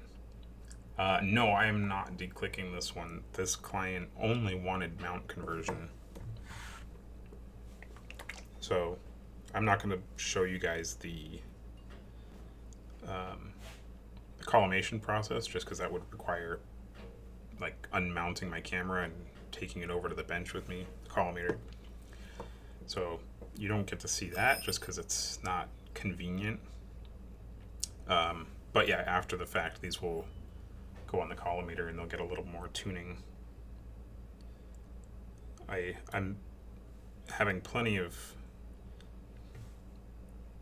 issues getting a stationary streaming setup done well. I can't imagine having cameras throughout the building to capture the collimation process.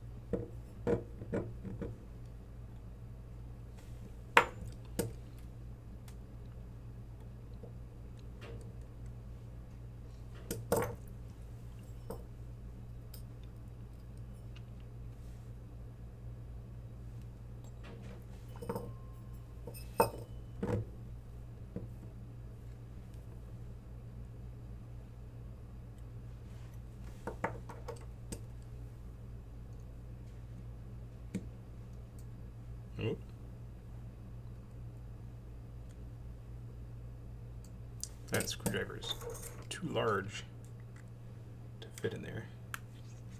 That's better.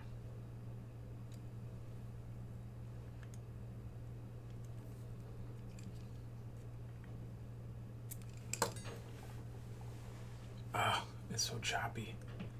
Maybe that's just OBS.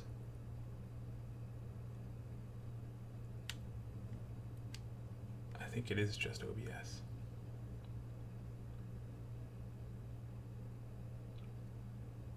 It is, because I'm watching this stream here and it looks fine, but in OBS it's like 3 frames a second. Oh no, there it is. Is it doing it in there too?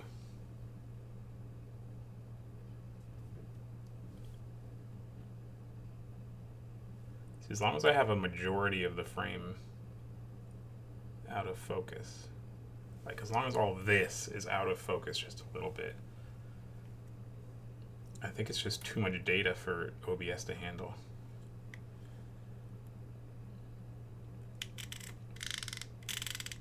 Yeah, so these are not getting declicked, and now that it wasn't requested, but the iris ring was in terrible condition, so I just gave it a quick touch up, and it feels beautiful now.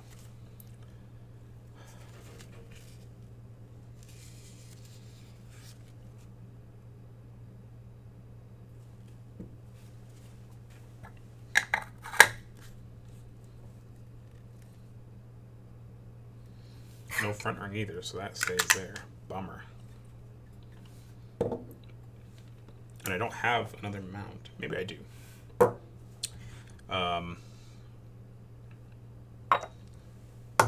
Let me set some things aside here.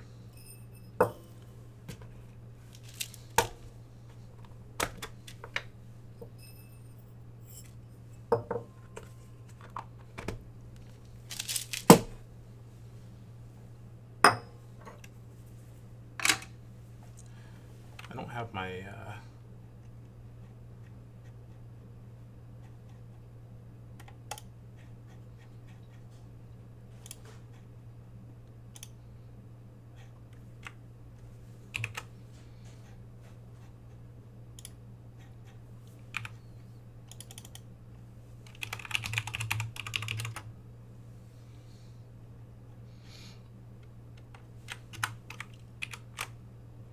see if this works. I need a quick little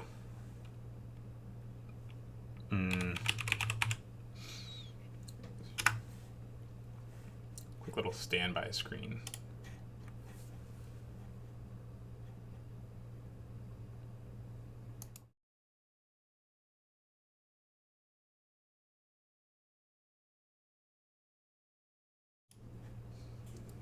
Not what I wanted.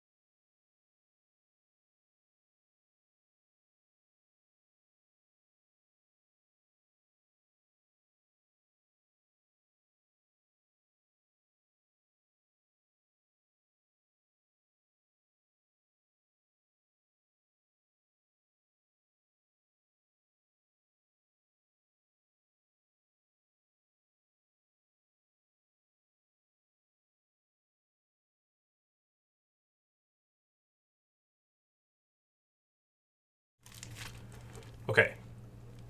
Sorry about that. I killed the music too. I will sort that out for the next one.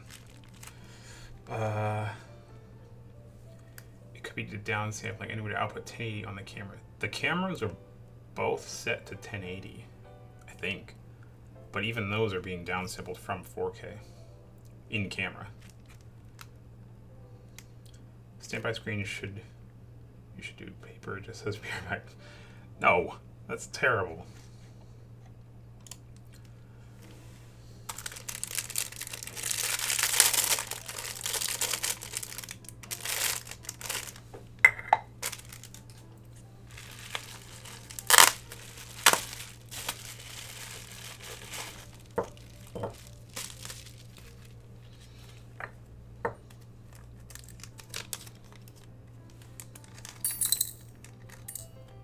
We did that.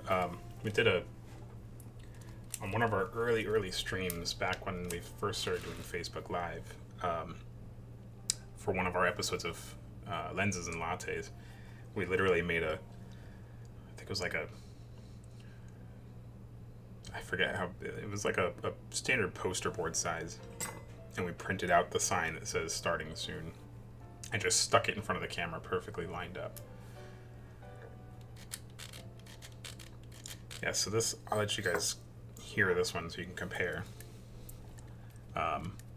This is the really heavily worn one, and you can, I mean, I can feel it better than you can hear it, but it just feels like soft clicks. It's kind of lumpy instead of clicky. Yeah, this has had a lot of work done to it. So I'll point out a couple things here. This has all been Sharpied 5 times over.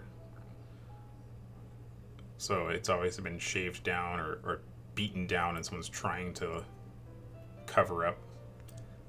The brassing, obviously. The screw heads look okay. This one's a little chewed up, but not bad. So someone has definitely tried to modify this. There's Sharpie on here too. These are supposed to just be silver. This metal piece here, this slope, the cam. So someone has messed with it.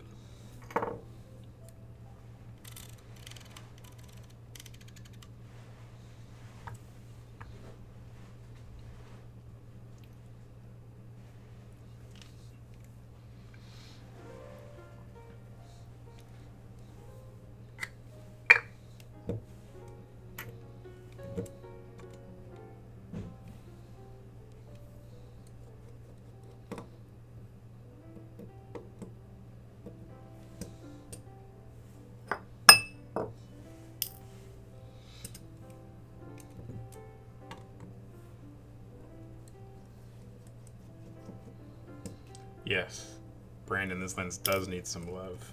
There's not much that we could do for it, really.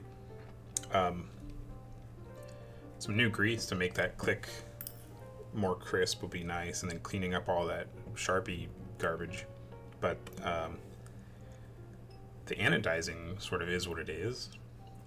We could tear the whole thing apart, strip all the anodizing, re-anodize it, but at that point you'd be spending maybe $2,000 to $3,000 on a lens that probably only costs a couple hundred. So I don't know that anyone would actually want to do that.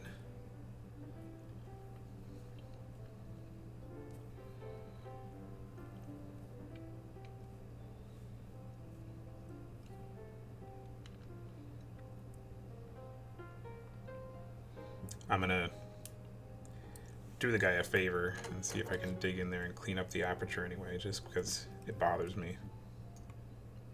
I hate to see a lens perform less than it could with a simple tweak.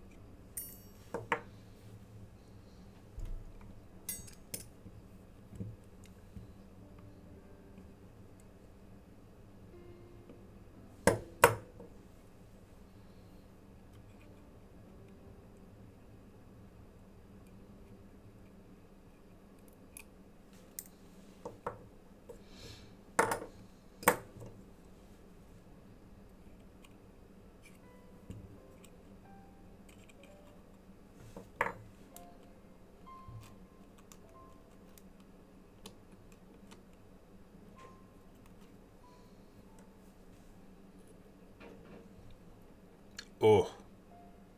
Oh.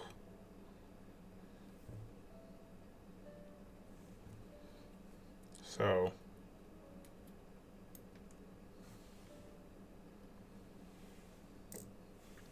this is why it was super lumpy instead of clicky. This grease is, it looks like someone just sort of packed more and more on there. I can see at least 2 different types of grease in there. It's pretty nasty. So you heard it before. Let's give it a quickie clean and see what happens. It should feel and sound worlds better.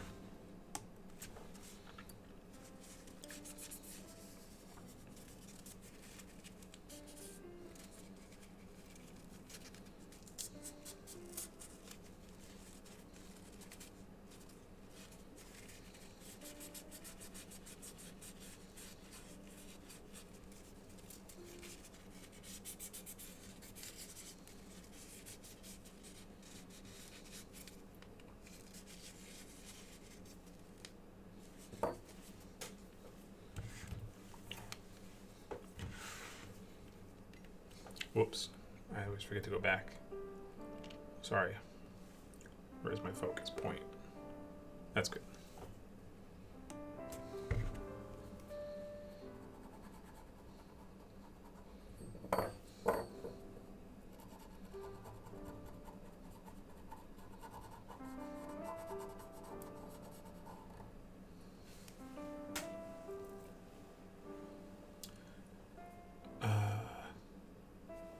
What lens are you using on the overhead top? So both cameras are a Sigma FP, and the lens on the top is a 45.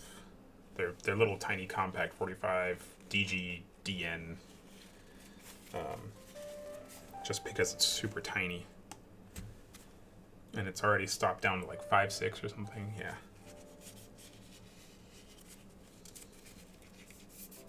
And then my front facing is the 35 millimeter f1.2 Sigma.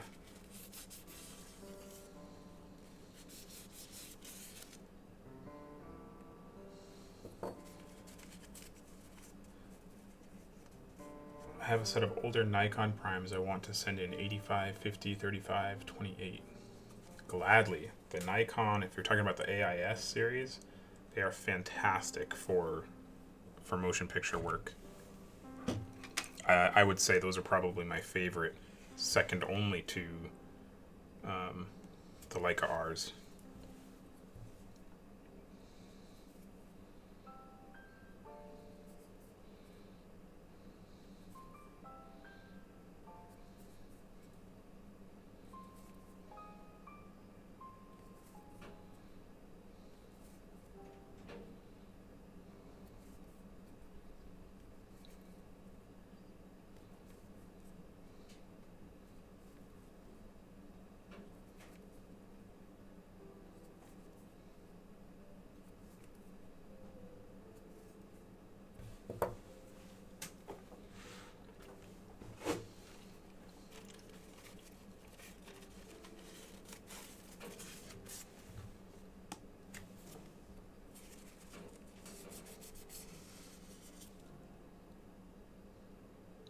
Much better.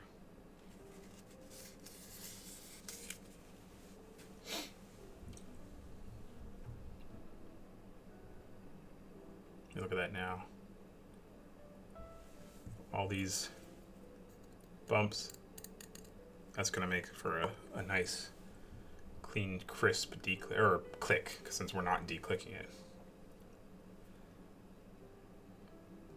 There's not much I can do about the brassing. That is what it is. It's just a nickel plating that has been worn through.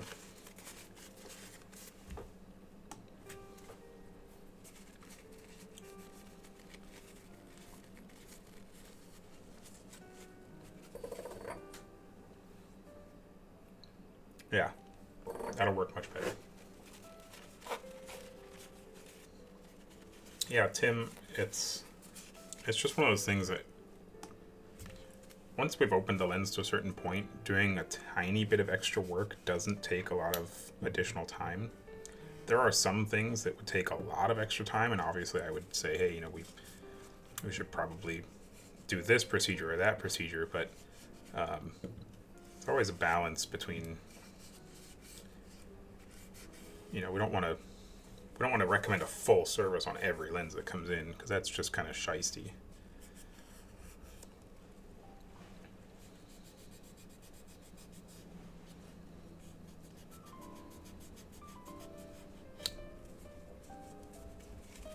Yeah, all of this paint, like, see, that comes right off. See all this here? Let me get a little closer. This black paint here is just gonna wipe right off. See? Someone probably did that to cut down on reflections in the camera body, but there are more reliable ways to do that.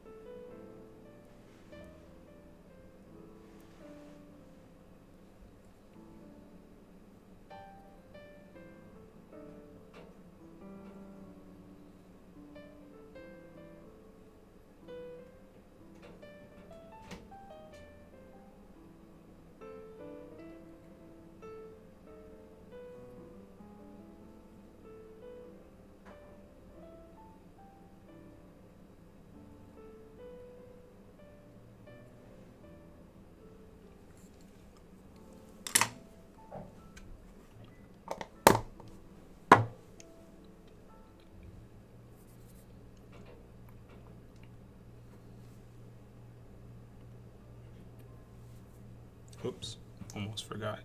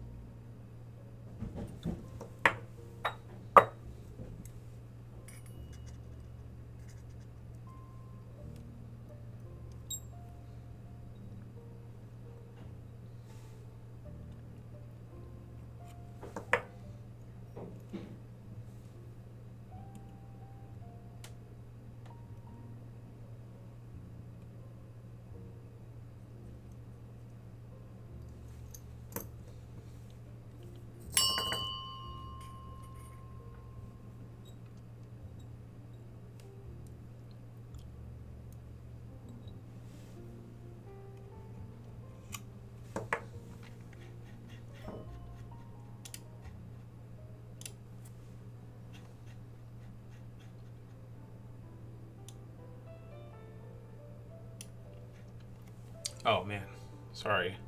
The whole time it was out of focus.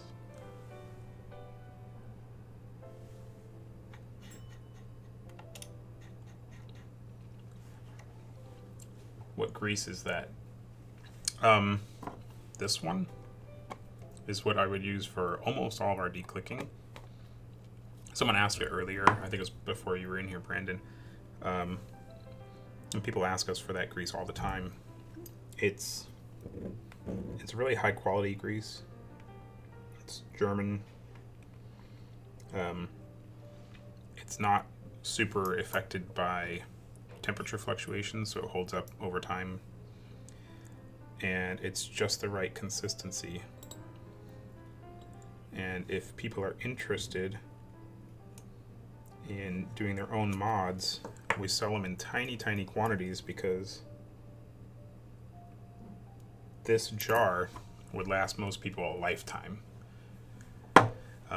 But just go to our website. It's under the service tools, and it's called Duclos Pro 100 grease.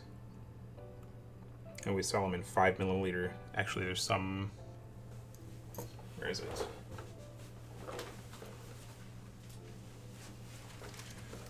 There's one right there.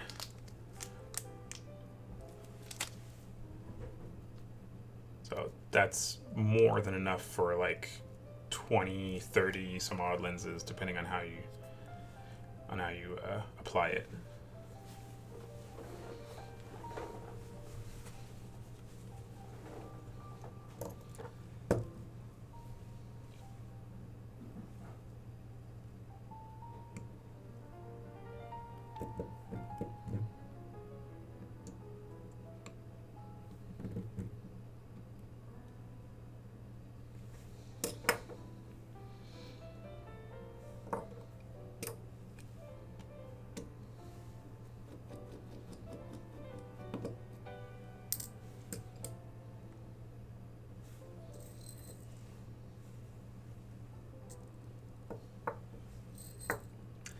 Okay, now the latex.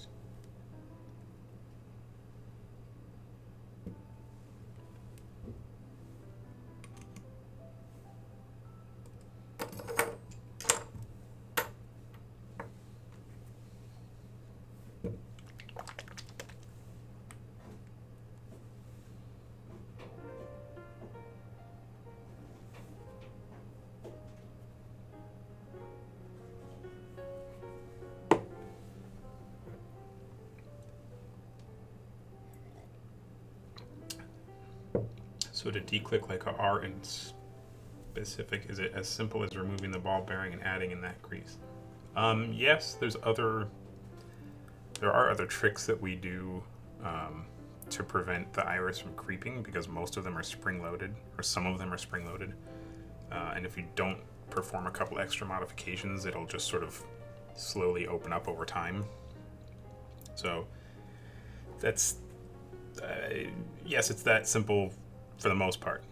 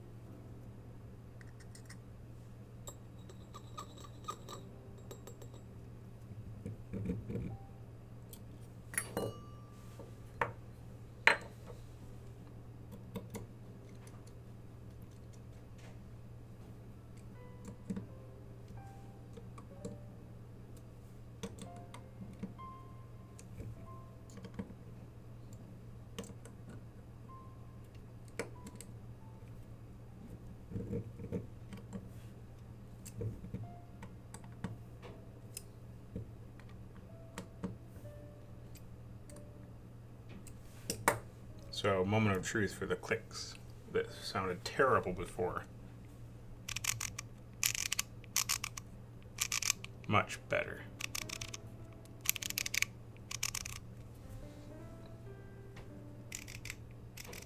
Still has some rattling inside, but I think that's the spring could be better, but that would require a much further disassembly.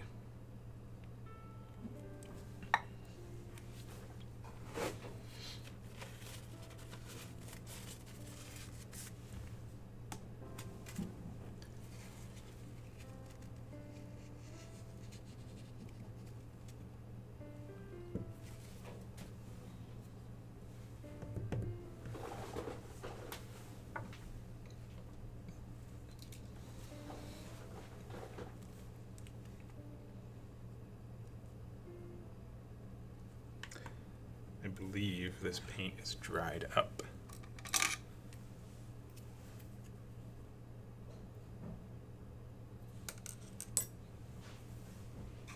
Oh, it stinks.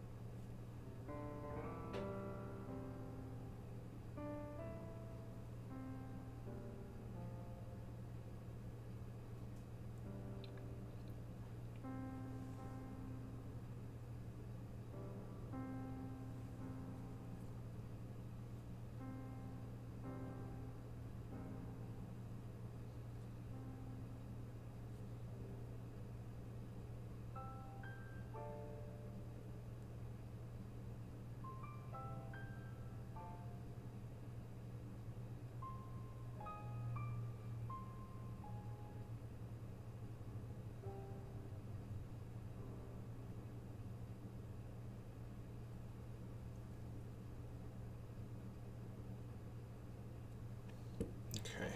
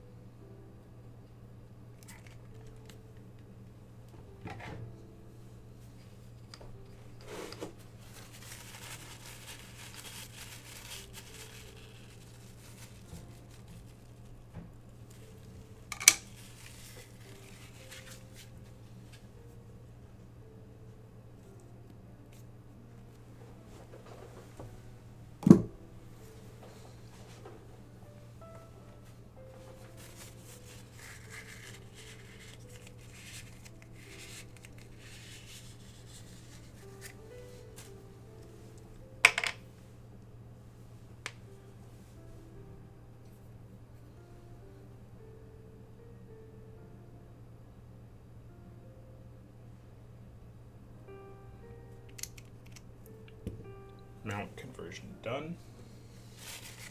Goes off to collimating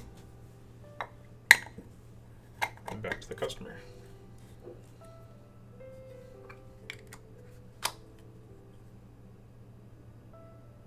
I guess that's why he sent it in without a rear cap, because he knew it was getting converted to EF mount.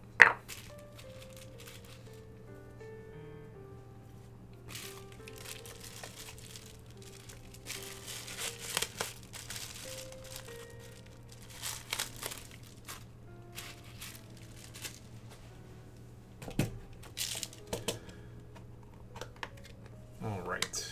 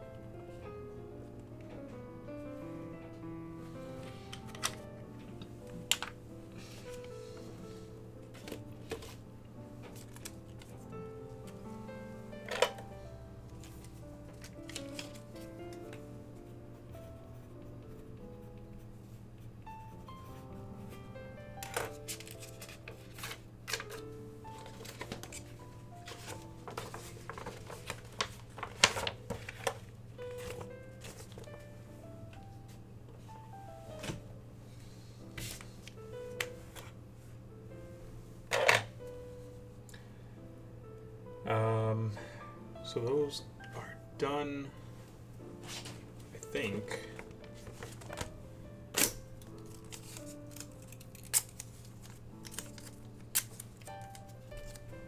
I think we can go on to, what is this? The Rokkors.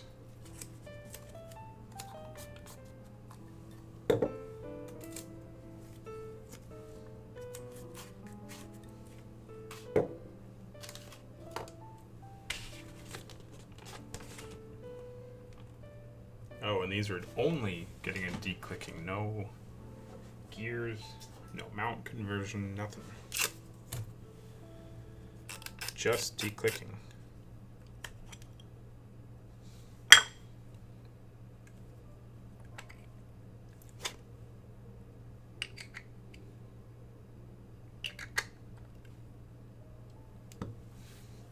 I'm not sure how much time I have left, but I'll dive into this one and see if people stick around here.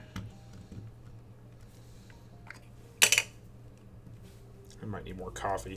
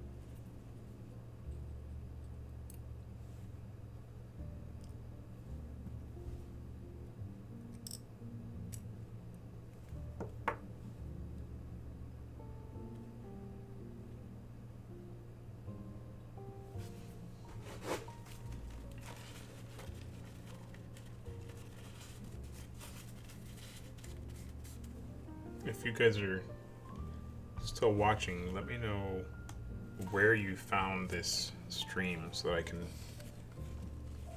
plan accordingly next time if people are actually interested. Whether it was a Facebook group and which Facebook group, or straight through a YouTube notification. I want to know.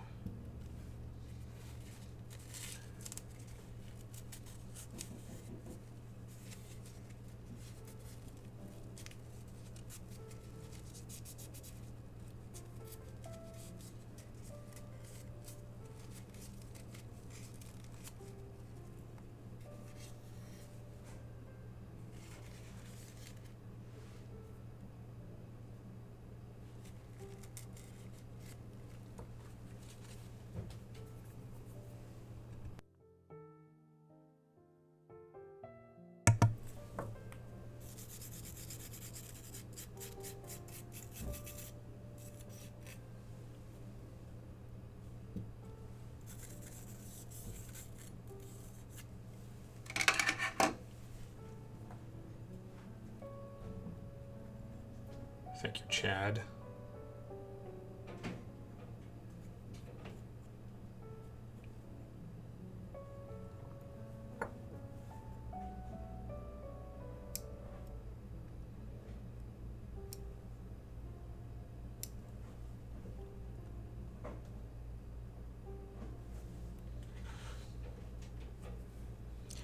Okay.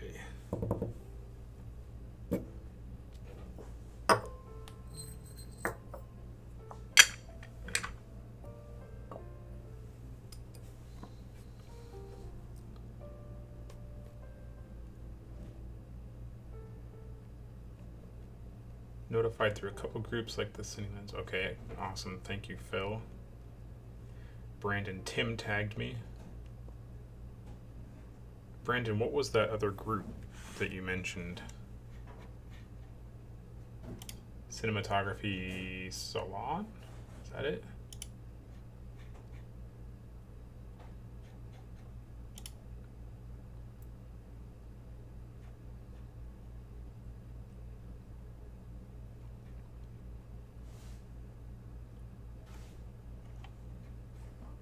I have to find that group.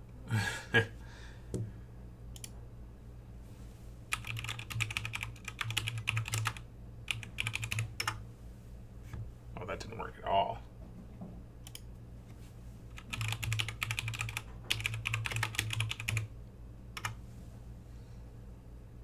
Yeah, I don't think I'm looking at the right thing. Maybe? Oh, this is it, because Tim posted there. Join group. Okay.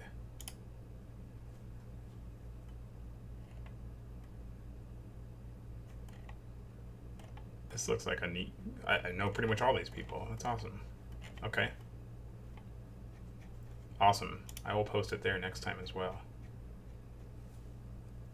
And Video Village, yeah, I think I should probably post it there.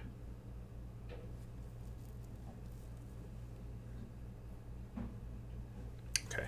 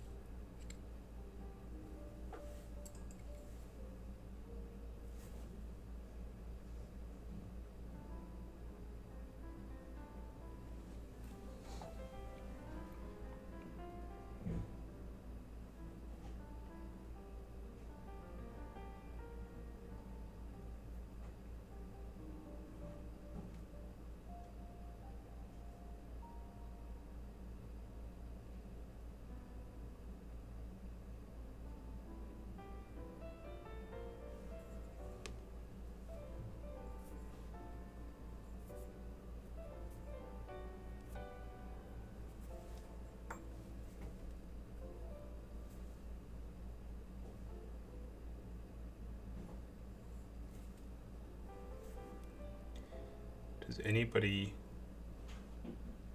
that's watching have experience with the Minolta Rokkors? Anybody like them? Anybody use them? Thoughts, opinions, lens geeks?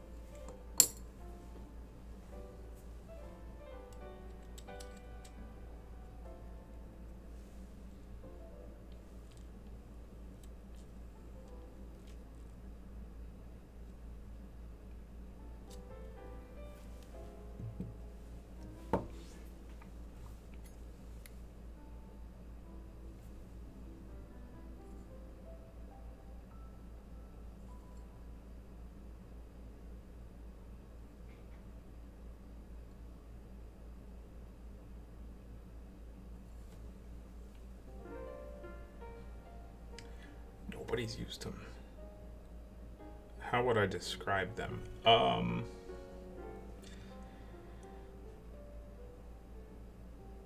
If you're familiar with the Zeiss contacts, the Nikon AIS, I would put them right in that category. They're not quite as character rich as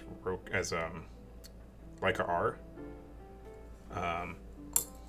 but they do have that same sort of Japanese heritage as the Nikon and the Zeiss.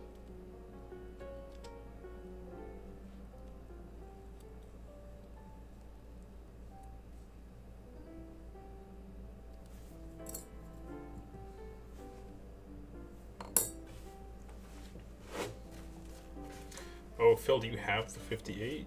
You must, since you say you like it. But yeah, that 58 1.2 is usually what people send in. And this client has a whole set with 4 lenses, 4 of them.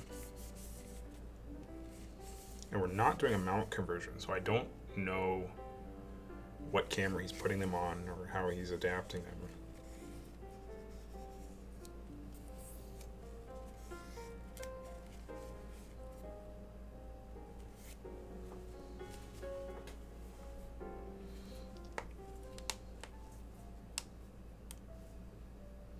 Hey Tim, thank you. Yeah, it's my quarantine scruff. Trying to compete with Keegan, I guess.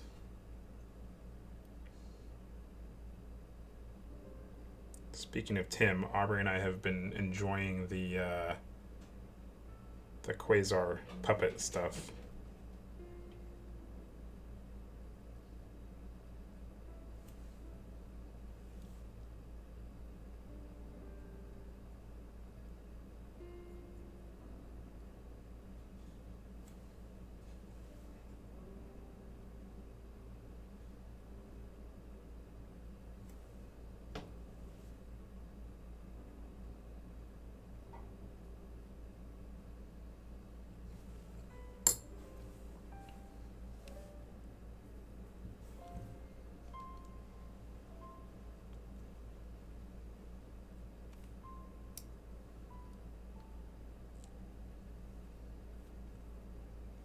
Sorry, off camera again.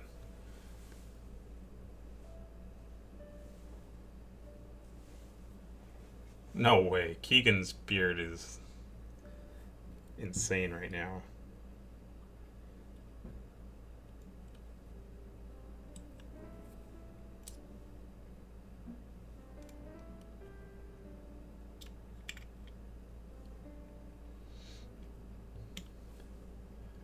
Didn't Cine-Mod my Minoltas. My main jams from the vintage stuff is Leica-R, Olympus OM, Nikon F, Mamiya 645.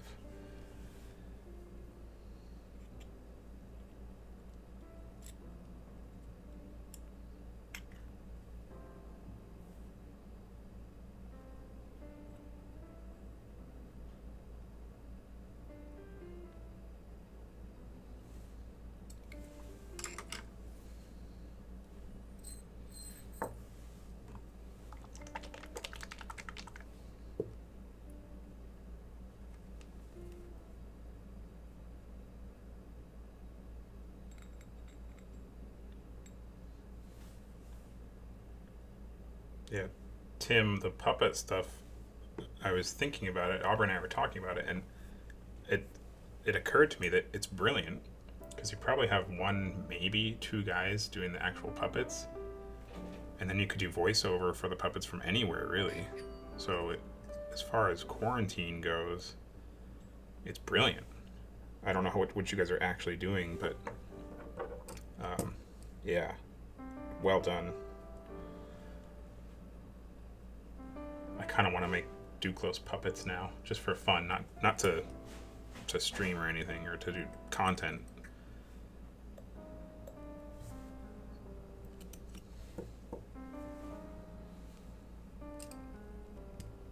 Pretty sure the 24-28 version 1 Leica R are Minolta designs. I don't know. It's very possible. If there's anything that I've learned from being in the lens business for 20 something years, 20 years, coming up on 20 years, it's that the whole industry is incestuous. Everyone tries to play off like their super secret sauce, and everyone's got their own unique new designs, but designs and concepts and all that stuff gets passed around from manufacturer to manufacturer, and they all work for each other. They all outsource to each other. So you'd be amazed if you knew, especially the Zeiss and Leica fanboys. Germany's the best. German lenses are the best. If some of those people knew where those lenses were actually coming from, where they were actually made, they'd throw a fit.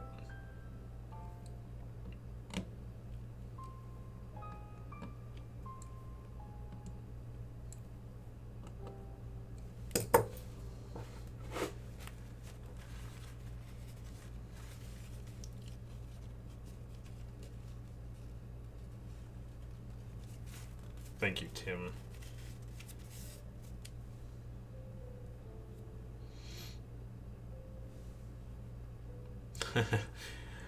I would totally be interviewed by a puppet. That would be cool.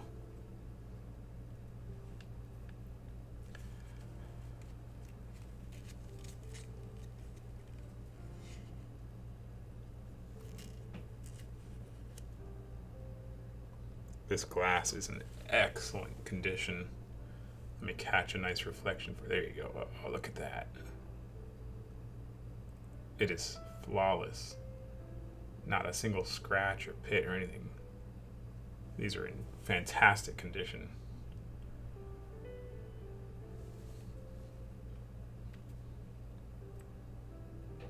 And listen to that D-click. Nothing.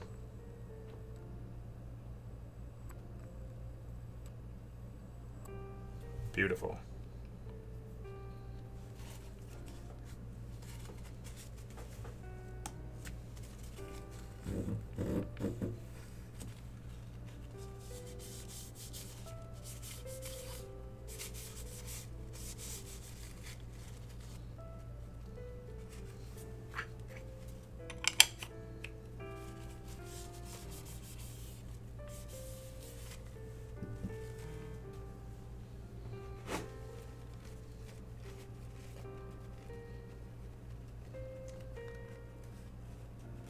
Take care, Tim. Thank you for stopping by.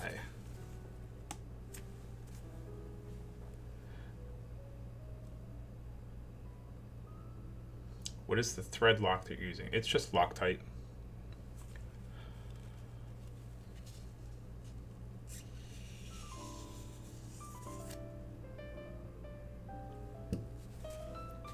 Same on the front there. That's beautiful.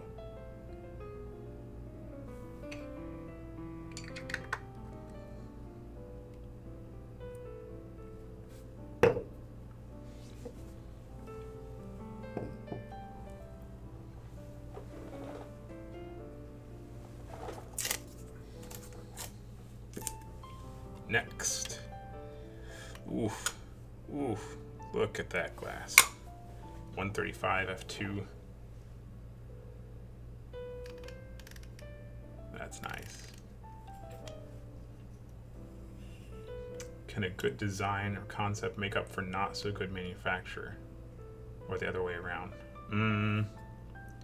The other way around. You can have a fantastic design for a lens and then manufacture it really poorly and it can go to crap. But if you have a crap optical design and really good manufacturing, it's still not going to be a good lens.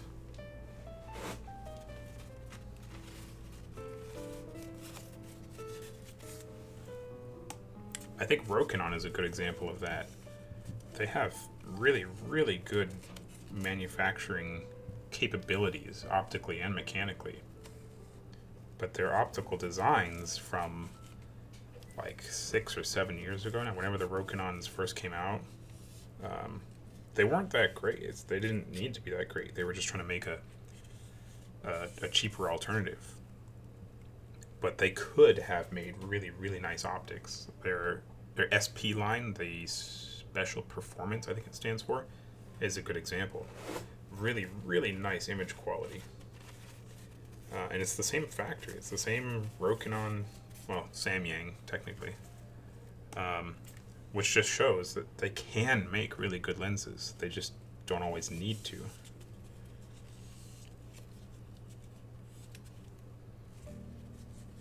They probably sold more of those regular Rokinons than Canon has sold in their L series. Maybe not that much, but point is they didn't need to make really high-end lenses.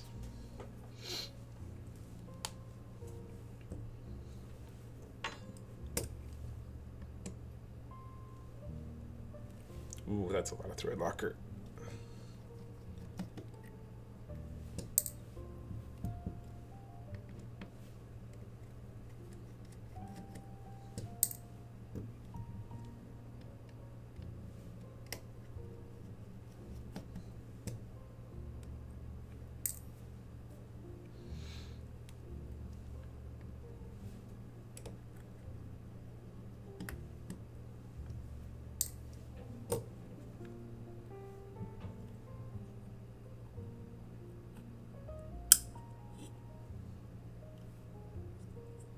Wow, that's a heavy spring.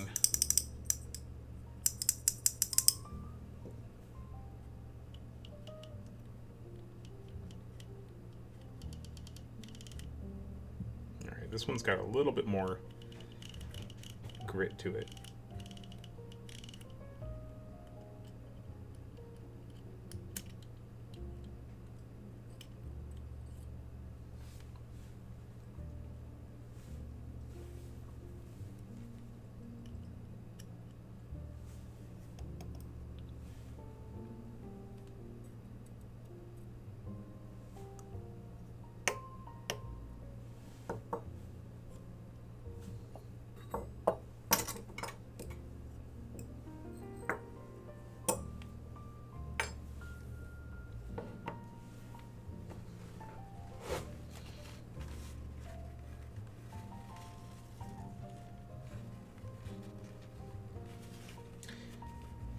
Rokinon commissioned one lens designer for the Cine series like 15 years ago. I just wish they would revise them for the new housings they just came out with.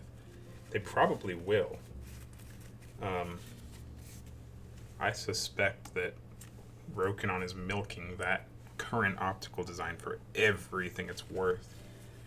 And if people are still willing to buy the whatever form of that lens with that optical design, then why would they bother redoing it or updating it?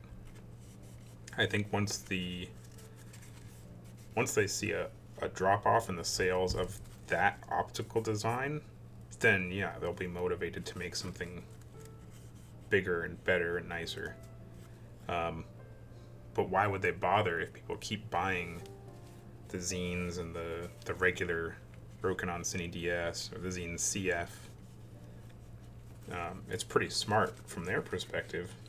If they can just keep reusing that design, it doesn't make financial sense to change that.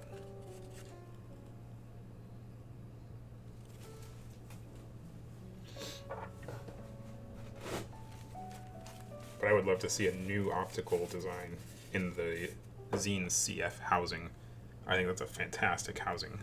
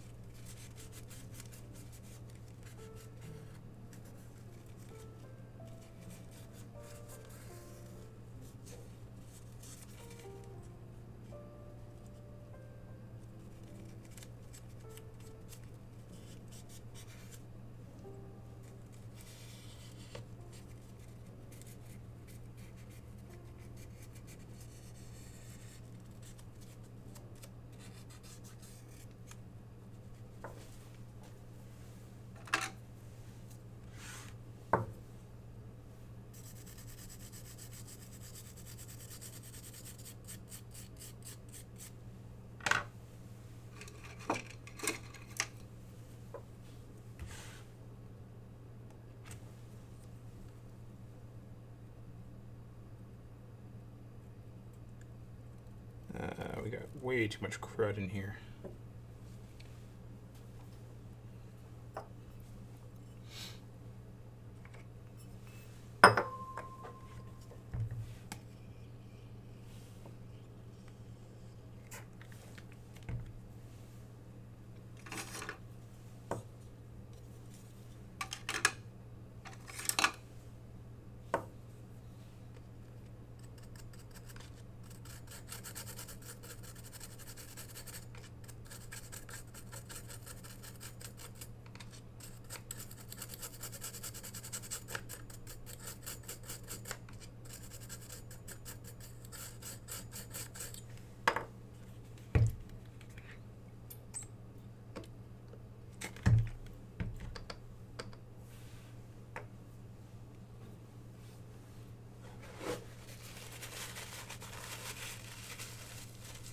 Where do you think is the line between high-end, mid, low-end lenses? Hawk, Vantage, Panavision are definitely high, but where end the mid-rangers start the low-performing? That's sort of a tricky question, because what do you consider low? What one person considers low-end is going to be perfectly usable for another person. So it's hard to answer that without knowing what you consider low, mid, and high. You mentioned high is like Panavision and Hawk. If you ask me, high is also Cook and Airy and some of the older Zeiss stuff, or even some of their newer stuff. So it depends on what your perspective is, really.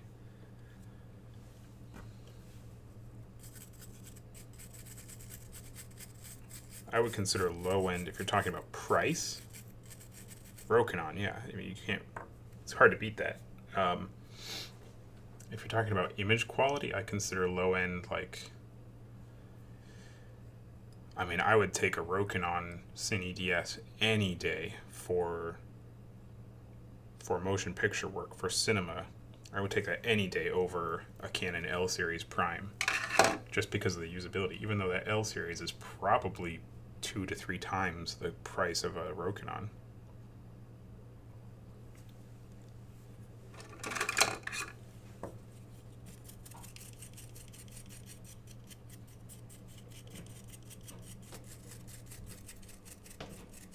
And then mid-range, that's pretty easy. Mid-range, you're into the around 5,000 per lens. So Sigma, Tokina, CP3s from Zeiss, even the Xene CF I would kind of consider mid-range. But that's where it gets kind of dicey, because some of those mid-range, like Sigma and Tokina, they'll outperform the high-end stuff easily. So it depends on what your requirements are.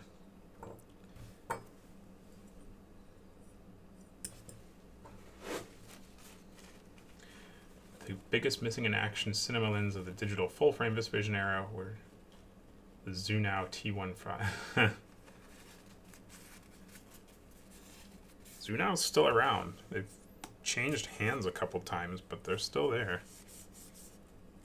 They make a Cine Zoom currently, but it's for the most part Tokina manufactured stuff. What's your take on the Solera primes? Marcin, do you not know me? Do you not know my history with Solera?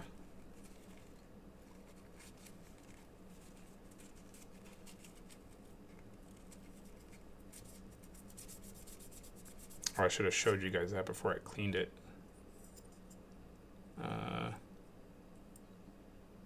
It's a little more. Here's another thing to look out for. It's kind of hard to see, but this gunk right here, anytime you're shopping for a used lens, look under the bayonet. That gunk is a telltale sign of heavy use and maybe not a whole lot of care, or maintenance at least. Not care, but maintenance. That gunk can build up over time pretty easily, and not a whole lot of people bother to look for it.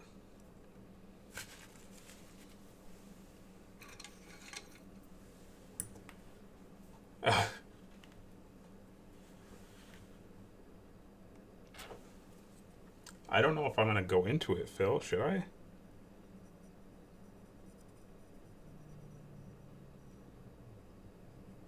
I want to know what everyone else's opinion of Solera is before I give my opinion.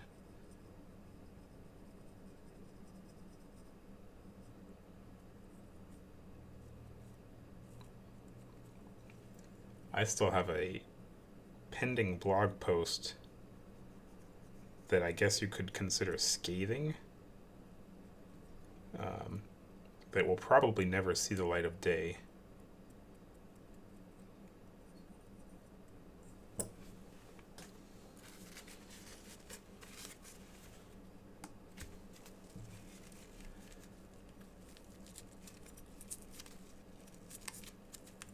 Oh, I did it again. Sorry. You guys gotta ping me if I'm working out of focus. These cameras are probably burning up at this point. Oh man. Yeah. Okay.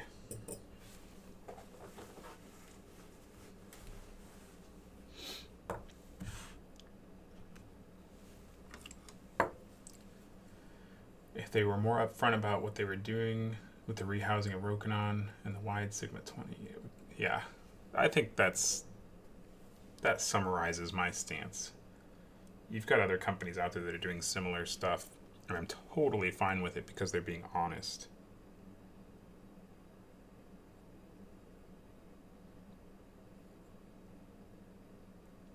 But I don't like when lens manufacturers lie, and I like it even less when they call me a liar for calling them out.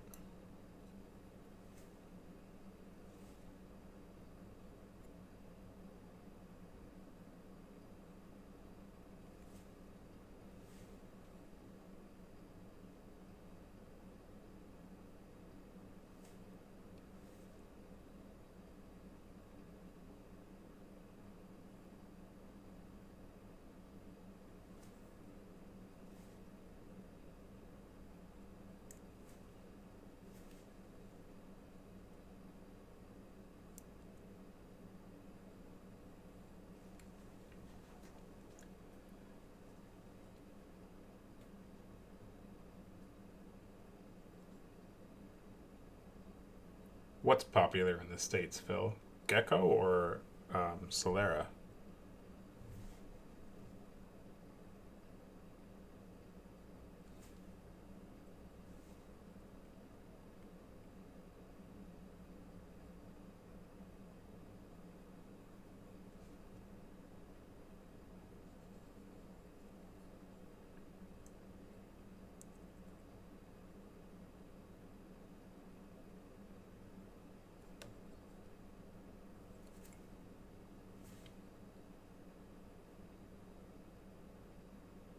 Oh. This music will be the end of me.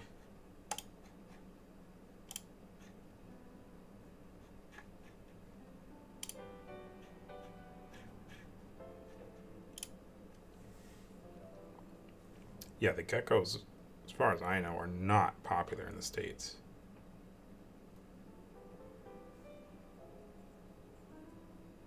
Wasn't their 18.5 much longer as well? Yeah, the 18.5 Solera was longer because it was not an 18.5. It was a 20mm Sigma.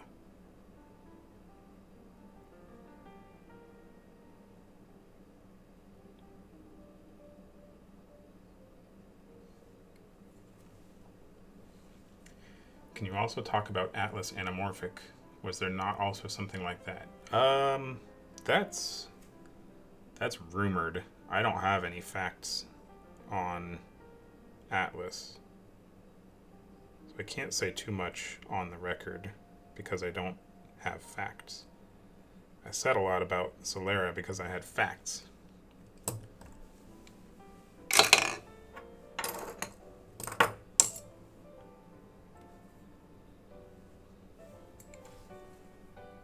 I will say I have no idea how Atlas is doing what they're doing at the price they're doing it, but I do very much like their lenses. The look they provide is definitely unique, and I think they hit the nail on the head as far as price to performance. I don't see any of the major lens manufacturers being able to do something similar. And I think Dan Keynes can take credit for a lot of that because he was able to take what people actually want in an anamorphic and deliver. But you go to a company like, well, I won't use names, but you go to someone that is already an established major lens manufacturer, and they just don't understand character. They don't understand the art of cinematography. They understand engineering. They understand making a lens perform as well as it can.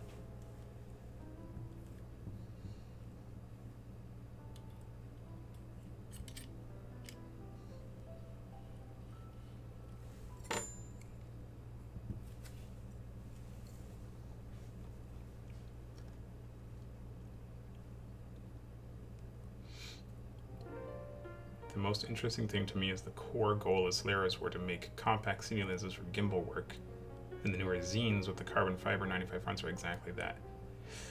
The Solera were still lighter and smaller. Maybe not lighter, but they were smaller than the Zine CF. I think I need to bump up the exposure on this camera, the overhead, or get more lights on here or something.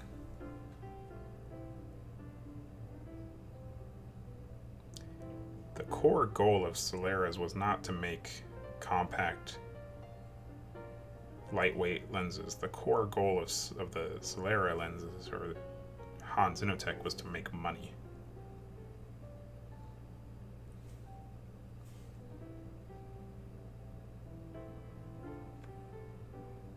Which I can't fault them for. That's kind of most people's goals.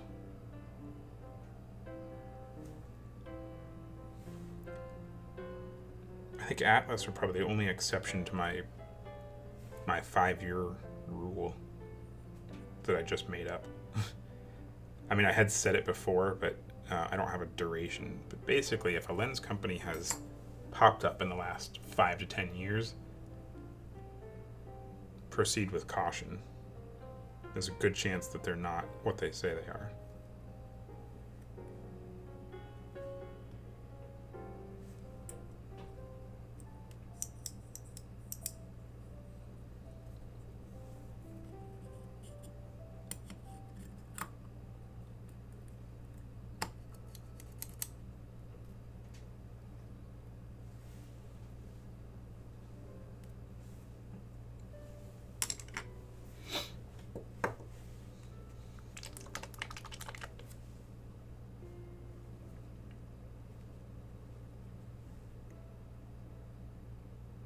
And Phil, to your comment about the Zine CFs and the carbon fiber thing, that's a lot of marketing to me, because the carbon fiber in those lenses is only one little strip, as far as I can tell.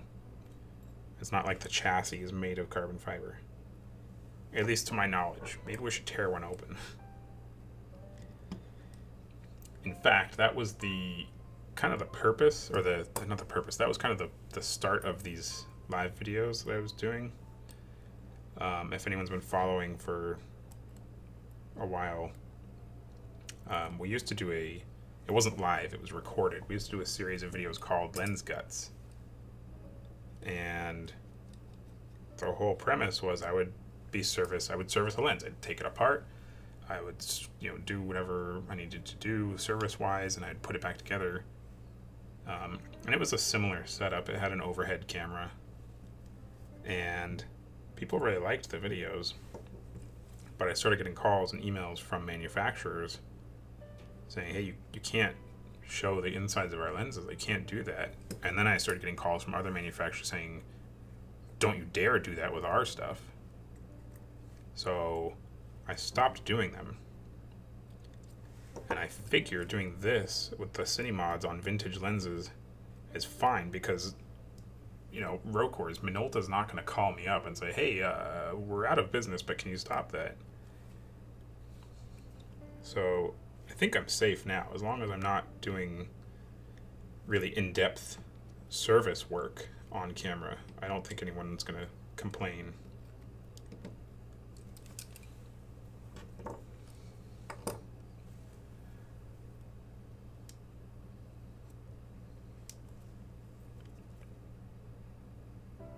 That's a beautiful declick right there.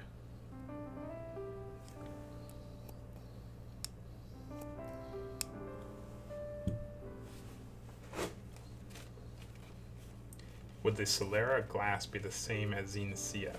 Technically, yes, with the exception of the Solera 18.5, which, like I said, was a Sigma 20. So with the Zine CFs, you would have a 16, 24, 35, 50, 85.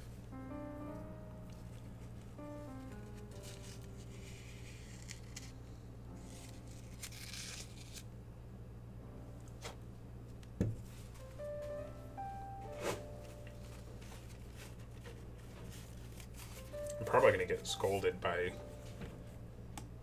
marketing for talking about Solera on camera.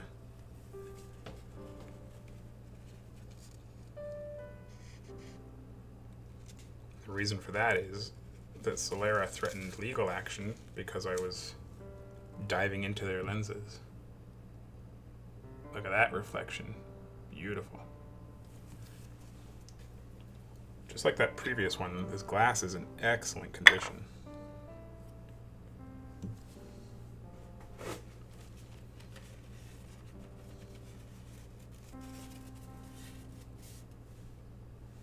Yeah, no, the phone industry doesn't care about teardowns. You're right, Brandon. The difference there is when you see a teardown video on a phone, like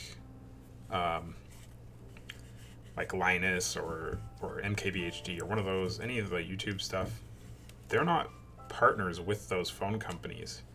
I was getting calls and emails from companies that we have service contracts with that we have to maintain a relationship with, basically saying, hey, you're violating your service agreement contract. So it becomes a little trickier in that case, which is why I had to stop the Lens Guts videos, and now we have Saturday morning Cine-Mods.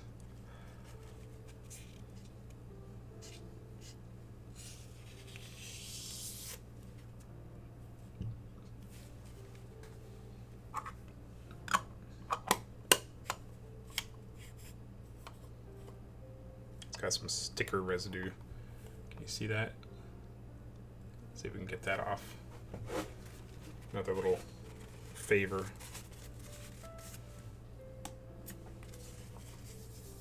Oh, there we go. Perfect.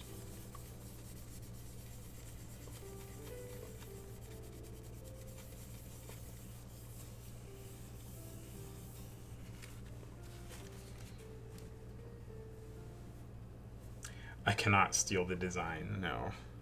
Nobody, you can't copy a lens design just from looking at it. The materials, the coatings, you can't see that sort of stuff. So the mechanical design you could get inspired by. You know, someone could look at the mechanical design of certain lenses and say, oh, that's a good idea, I should do that. Which I think is what they were afraid of. But I don't know. It was probably just lawyers doing lawyer things. There's also, you know, with trademark and copyright, you have to protect it whether or not you care about it. We deal with that all the time with, speaking of Cine-Mods, we own the trademark for Cine-Mod. And if we don't protect it, we lose it. And it sucks because we see colleagues that we know using the term Cine-Mod for advertising stuff, and we have to say, hey, sorry, but you can't do that. And if we don't protect it, then we can't claim it as ours. So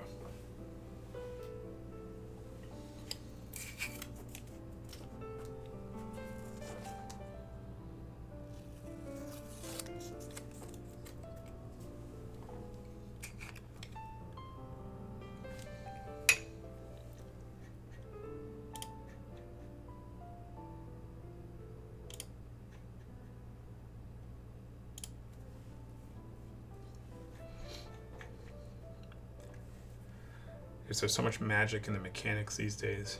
Not really. Oh, that feels terrible. There's definitely unique tricks that manufacturers use to achieve different results. Maybe I can angle this up a little bit. Sorry, this is gonna jump around. Oh God, I can't move it.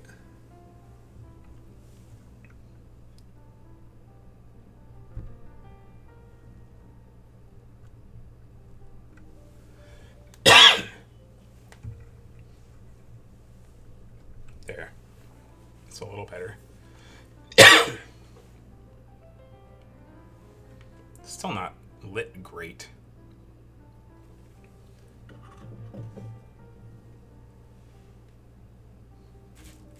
Yeah.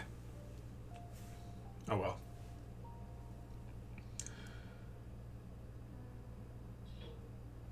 I'm gonna trademark the term cinema mod. Good luck getting that to catch on, Brandon.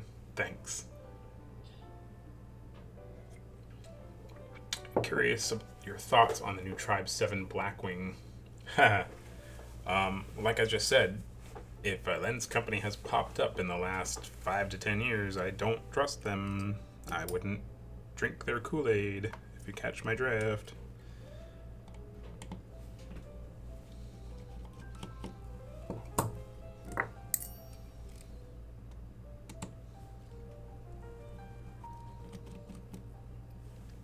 One of my main thoughts about the Tribe 7 concept, I liked it. I liked the whole sort of tailored detuning idea. But if it's successful, let's say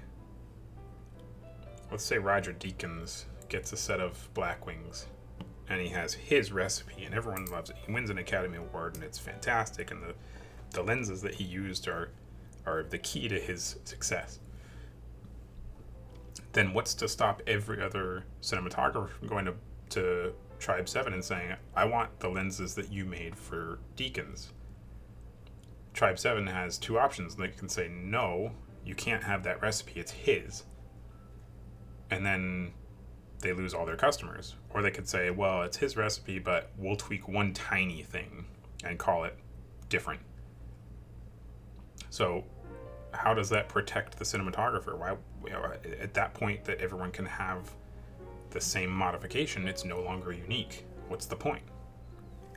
I don't know if they're doing anything to dissuade that or to prevent that, but it'll be interesting for sure to see how they go about protecting the quote-unquote recipes.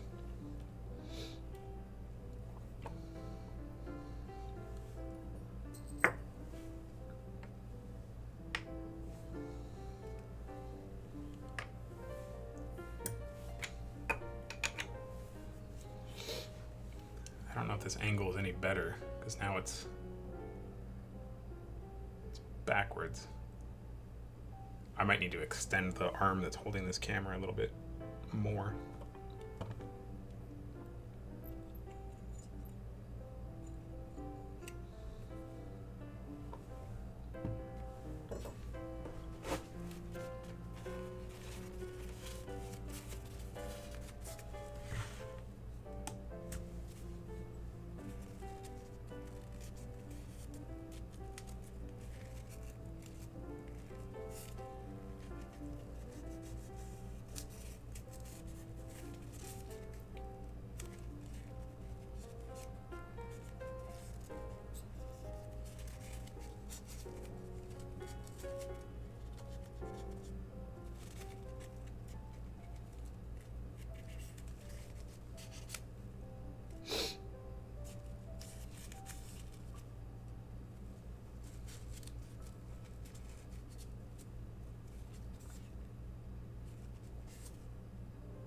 This lens was pretty dry, almost no lube. Not a great sign. Not bad, but not great.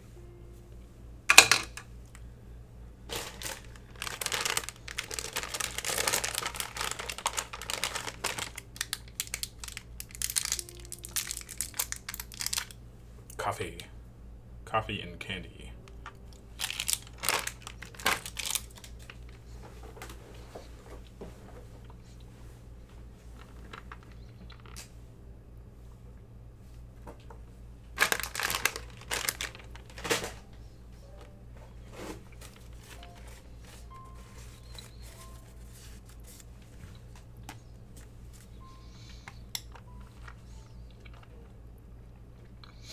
Have you tried to do your own coating on lenses? Yes and no. We've done unique coating combinations, but complex multi-coating, broadband AR coatings, there's tons and tons of combinations. Changing one tiny little thing would technically be saying it's our own recipe or it's our own coating.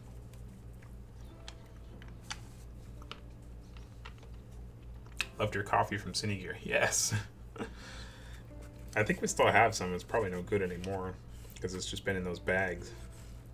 But glad you liked it.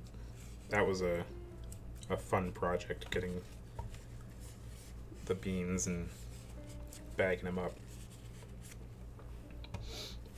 Do you ever remove coating? Yes, Marcin, all the time. Again, I don't want to.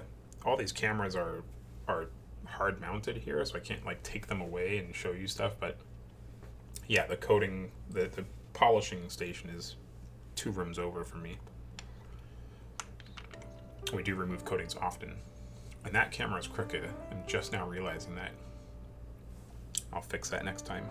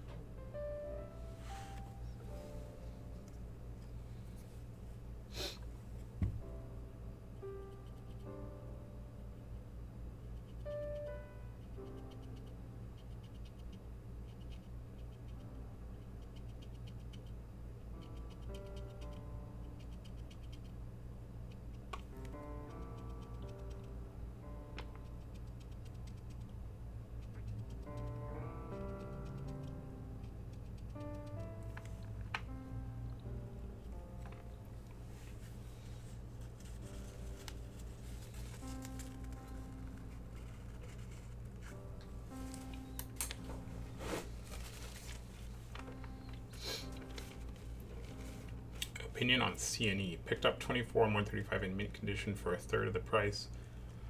Should I complete the set or save up for pricier sets like Pancro S4, S5?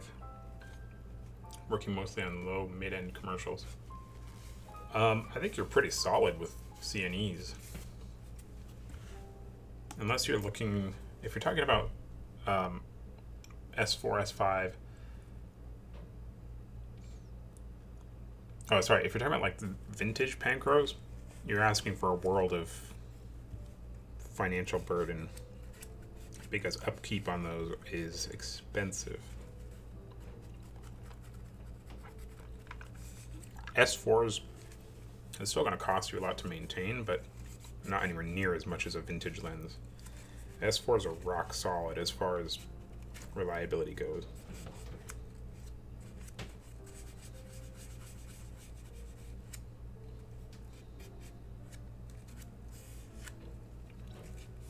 I think you're pretty solid with C&Es, unless you find that you need something higher end.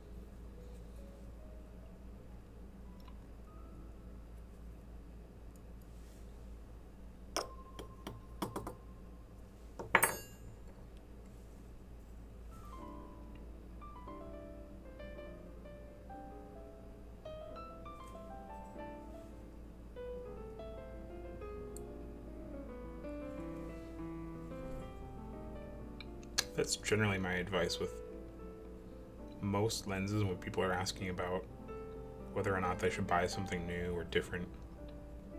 And that's been my personal limitation.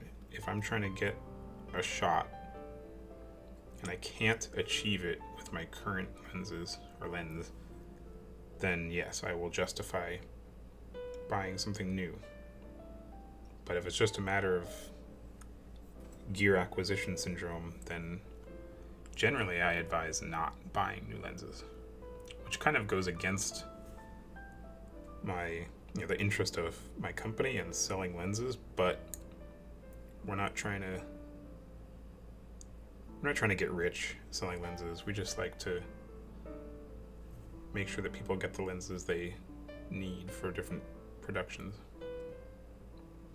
And if somebody needs a set of 5.eyes or Cooke S7s, then we have them.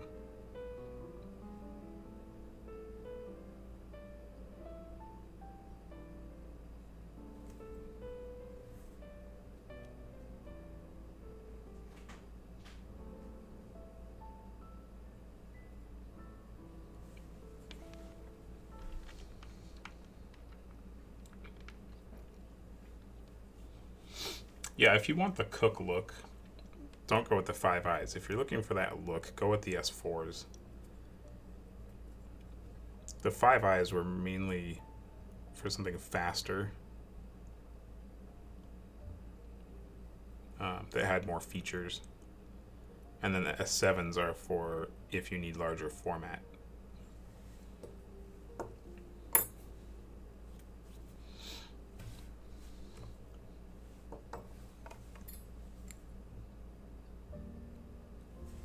And if you really want the Cooke look, go with those Pancros. But don't forget what I said about maintenance and cost of ownership.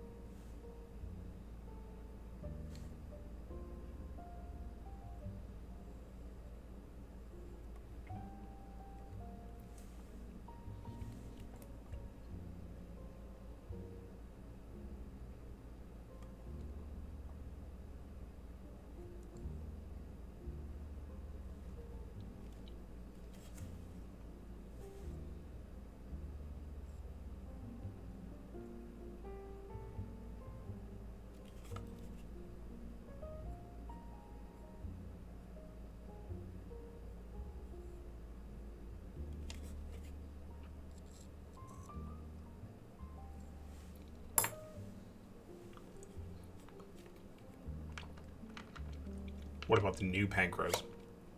I think they're good. I like that Cooke stuck with the original design formula.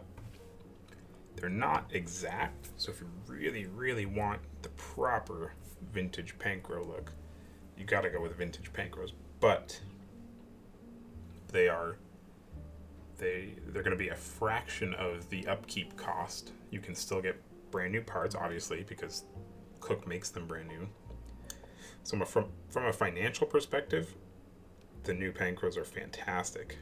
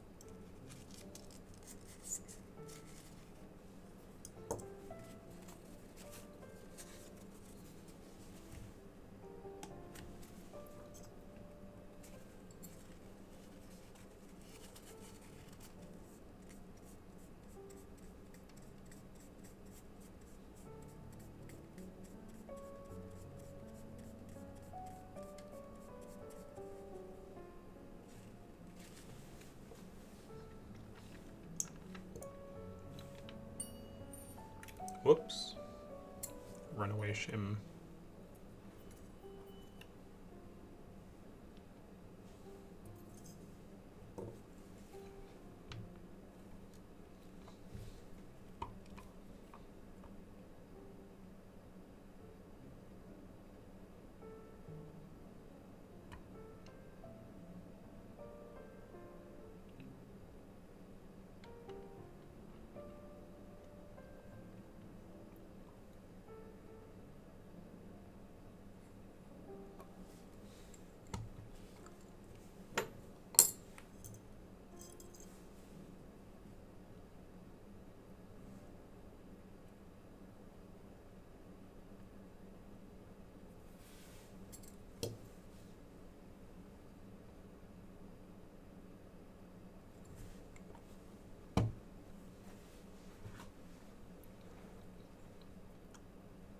Do you have a small set of Leica Rs, which I've been somewhat afraid to use lately because of the flex in their housing? Also, they're really tiny, so adding a follow focus on our matte box is a pain. Tips? Most of the Leica Rs are decent size, unless you're talking about like the 50 Summicron. Those can get pretty small. Yeah, adding a follow focus or adding a gear is not going to hurt it. If you're using really high torque motors, that can hurt it. If you're using a manual follow focus and you're operating by hand, you should be fine because you're not going to jam it to the end. If you are using a really torquey motor, I strongly recommend dialing back the torque, and if you have the ability, setting custom end stops so that it stops just before the end of actual physical travel. That way you're not going to stress your lens. As far as flex goes, it sounds like you might have loose keys in the focus movement, which can be fixed. It can get a little pricey, but it's not the end of the world. It's just maintenance. That happens with most of the Leica Rs over time, whether or not they're modified.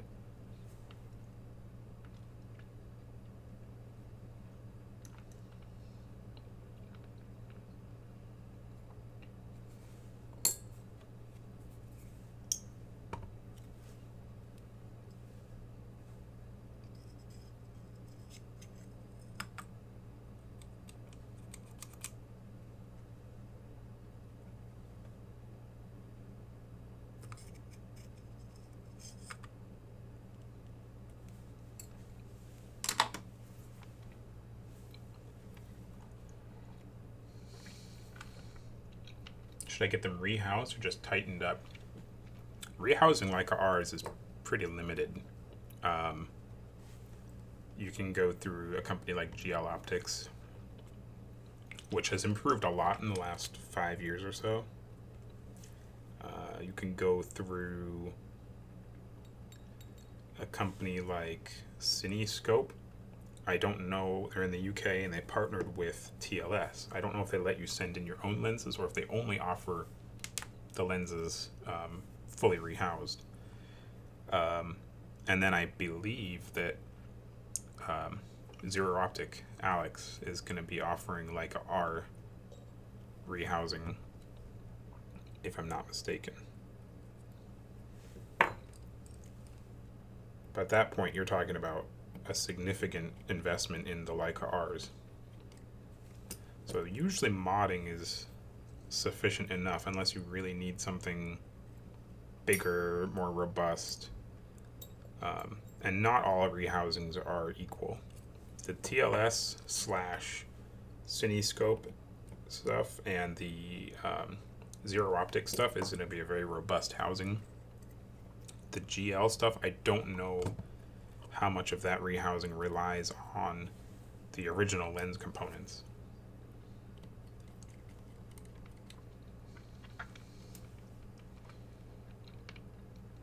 I really dislike the original housings of the speed pancros. Oh, the old ones? Yeah.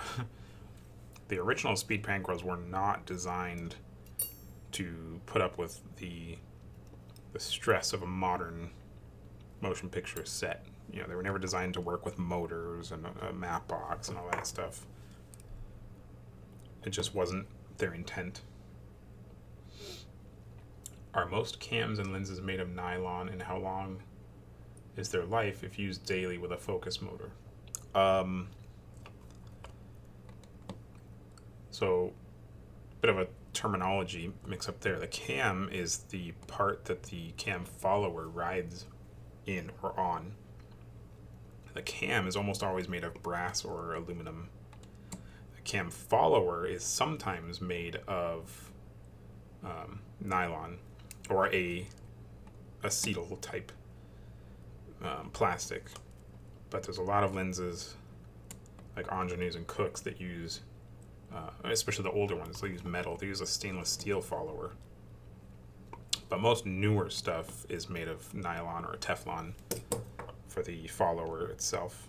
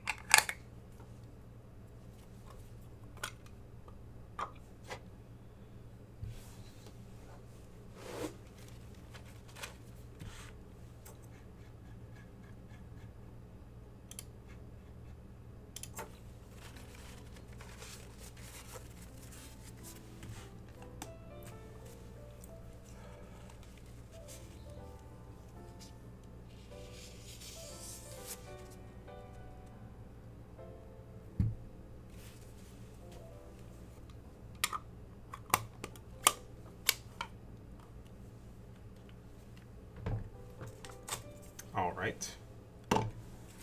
Number 3 down. And we have 1 left. 28 mil.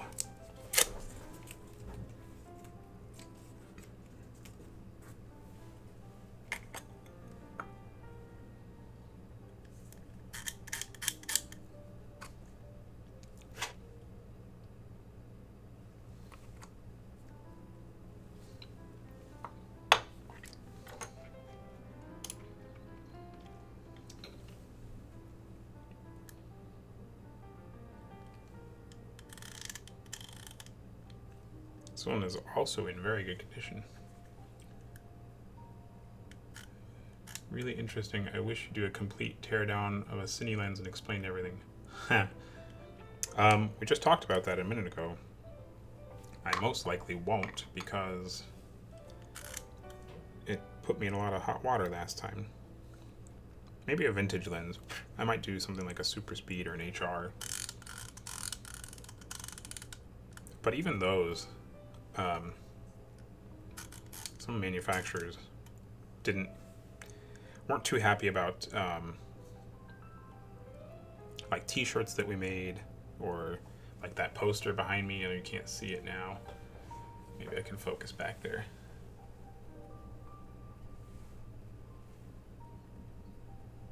Is that even going?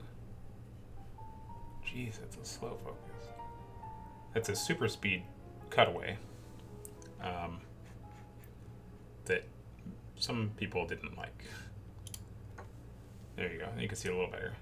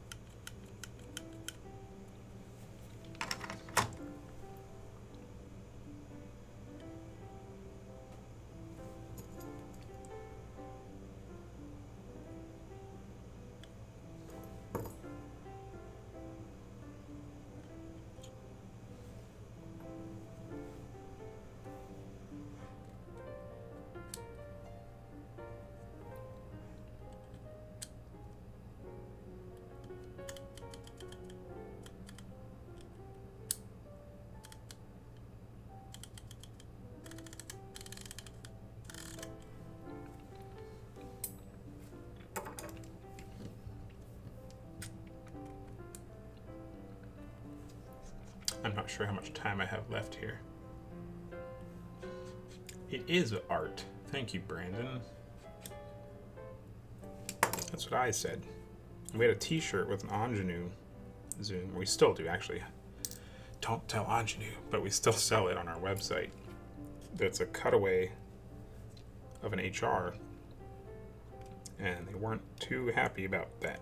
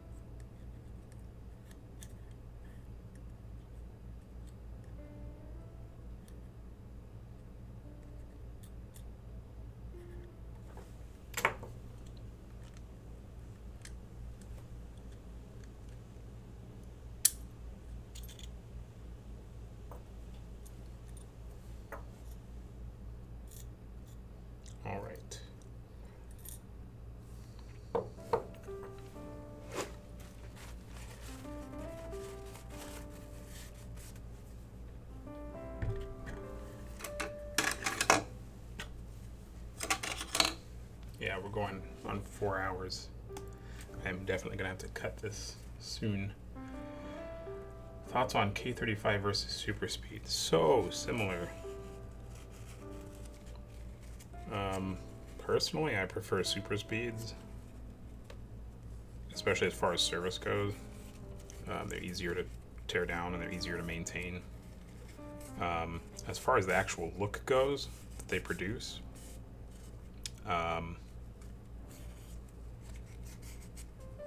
they're so similar. I don't know that I could pick out super speeds over K35s in like a blind side-by-side comparison. Yeah, I think that boils down to personal preference.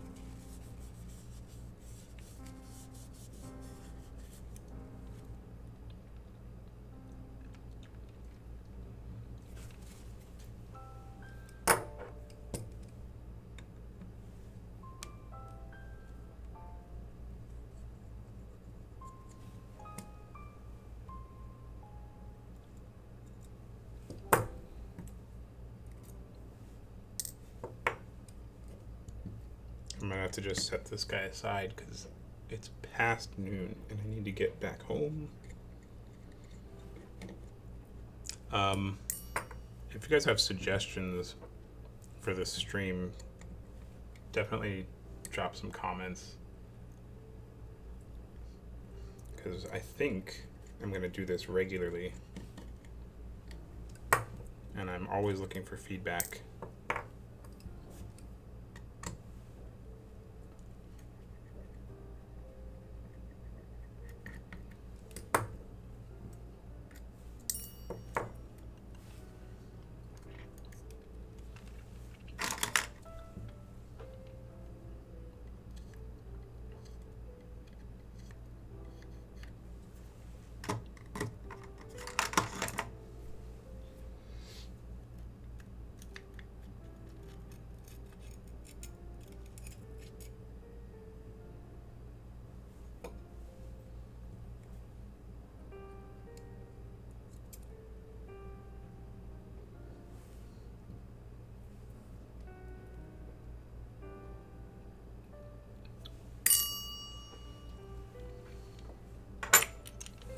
All right, that's a pretty decent stopping point. Got our aperture mechanism in there. Again, a pretty heavy spring for such a tiny lens.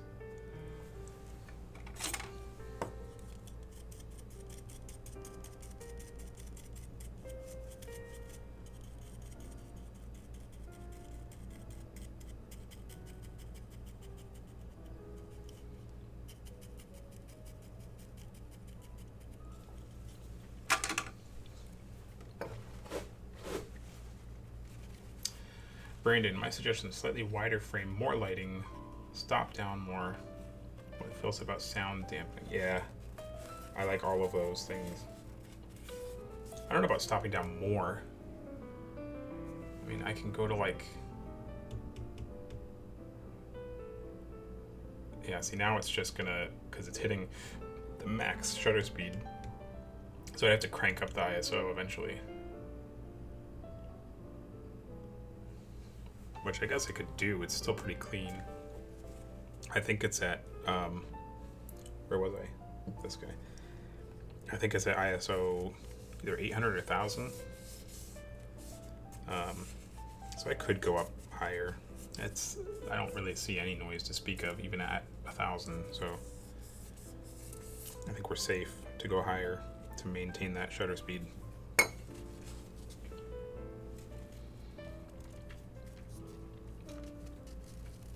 I'd love to hear your thoughts on different lens sets and their characteristics. Then ask. That's easy.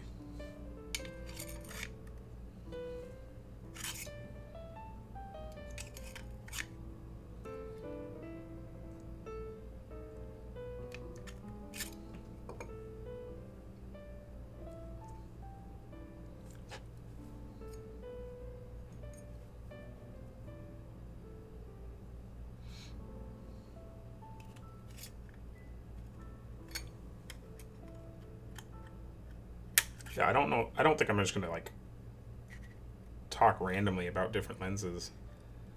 But if there are specific lenses you have questions about, definitely feel free to ask.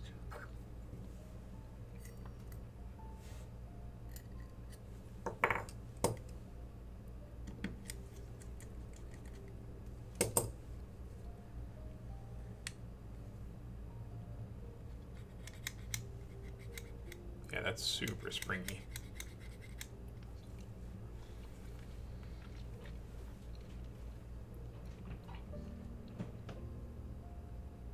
Say like deeper, for the deeper depth of field, you're talking about the top-down shot? Ooh, I'm getting that lag again. I assume that's what you're talking about. It would be good to have more, but then I might run into that issue where it starts getting super laggy.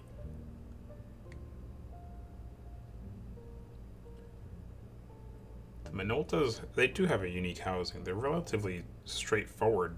They're like super robust lenses. Underrated.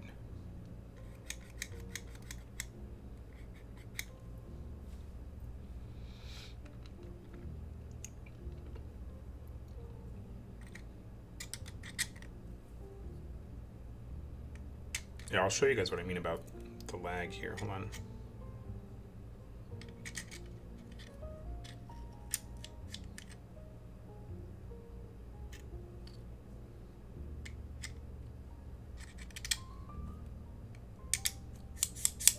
There we go. If I put everything in focus as much as possible, like there, I get this effect. And I don't know why. I have not figured that out. But if I back the focus off just a bit so that it's up here, then it's fine. It doesn't choke.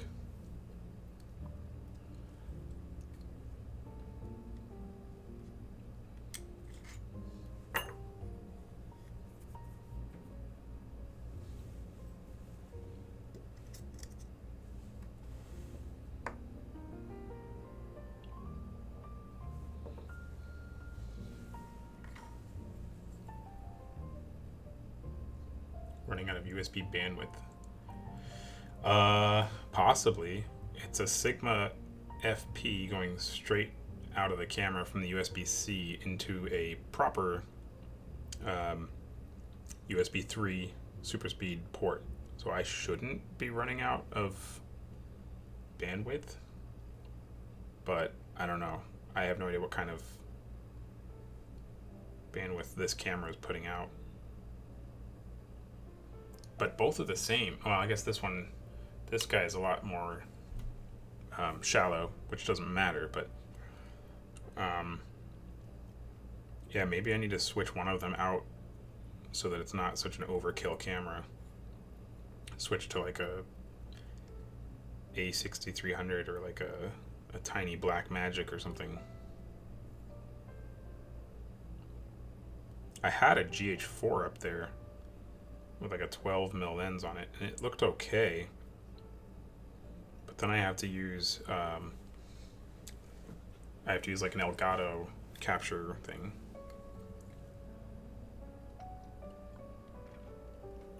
What do you think about the concept of the EZ lenses from Angenieux with the changing back lenses? I think it's very smart. And they're doing the same with their the primes they're coming out with, the Angenieux primes.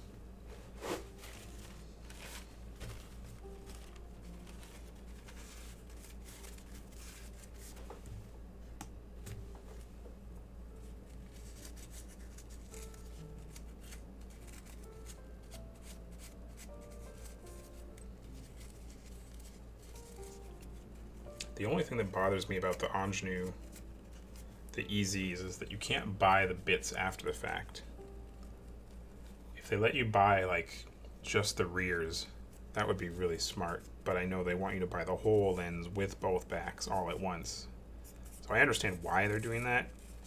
I just don't necessarily like it.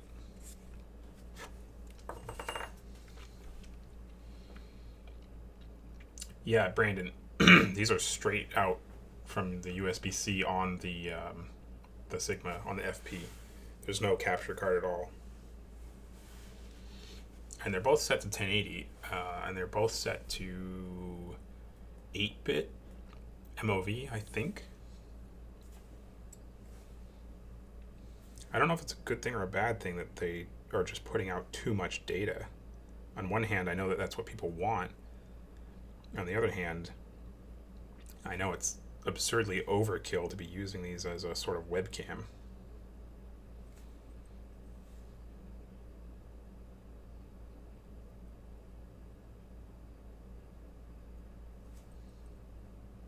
Then again, I don't know what it outputs. I know they're set to 8-bit MOV. I don't know if that's the same thing that it's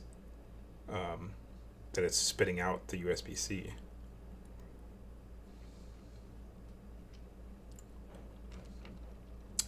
Max, they have serial numbers, yes. They don't let you buy them after the fact because of what I just said. They want you to buy the whole thing at once. And they want you to be scared into buying the whole thing at once. So if you know up front that you won't be able to upgrade later, you're more inclined to buy the whole package with both rears.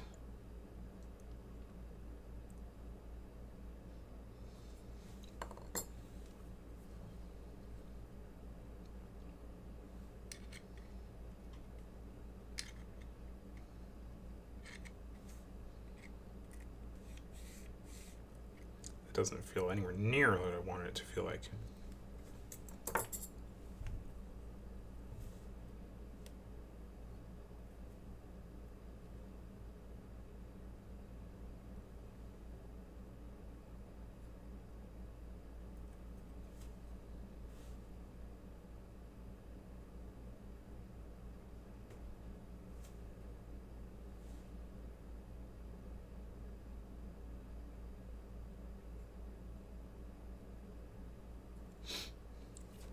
All right.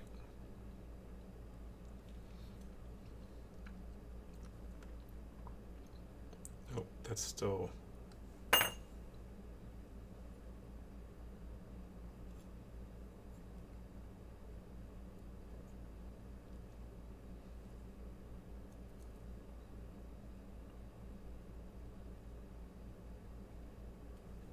Lost my music again. I guess I just need a longer playlist.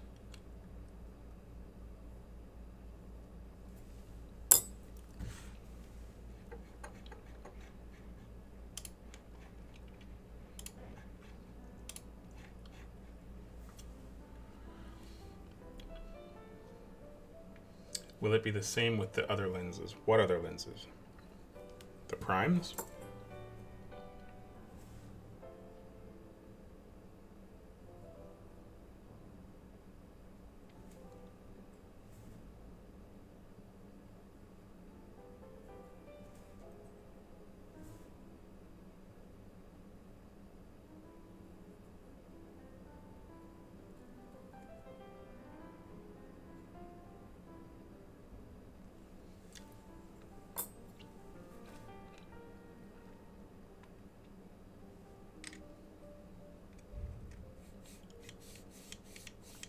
Still not smooth enough.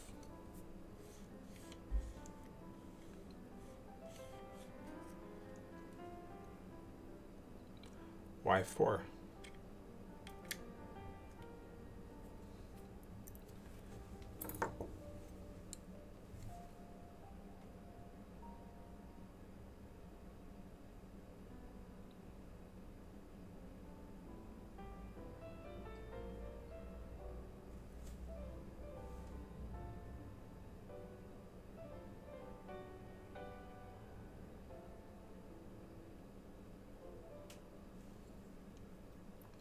Yes, with the primes. I don't know.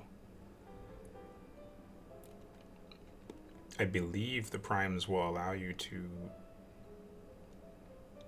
buy and swap the rear group as well as the internal groups for different effects.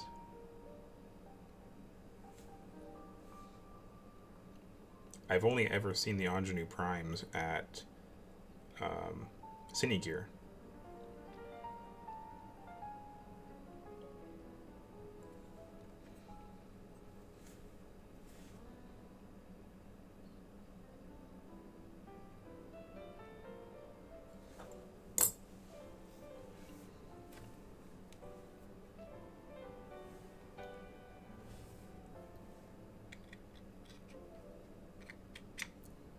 Oh.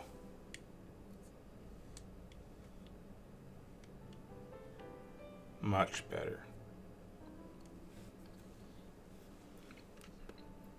I'm happy with that.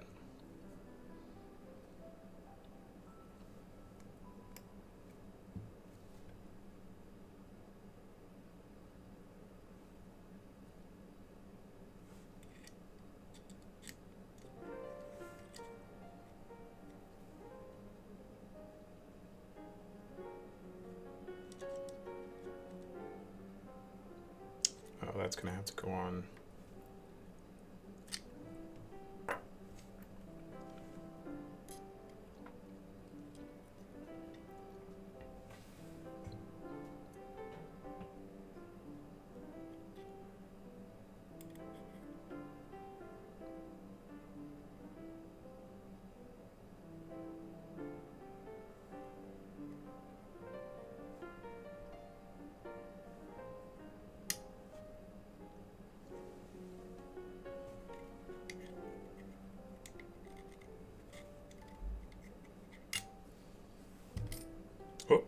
Oh no. I just dropped it.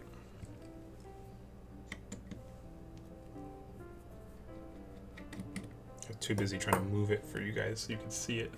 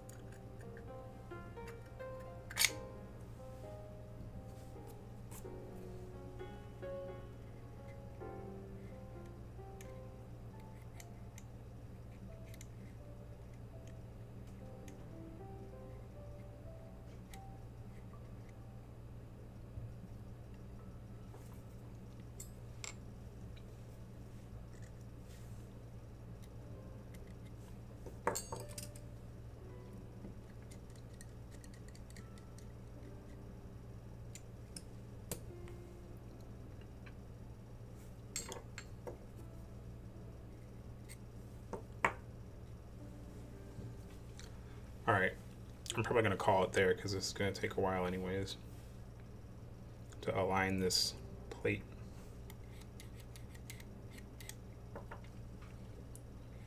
More aperture goodness.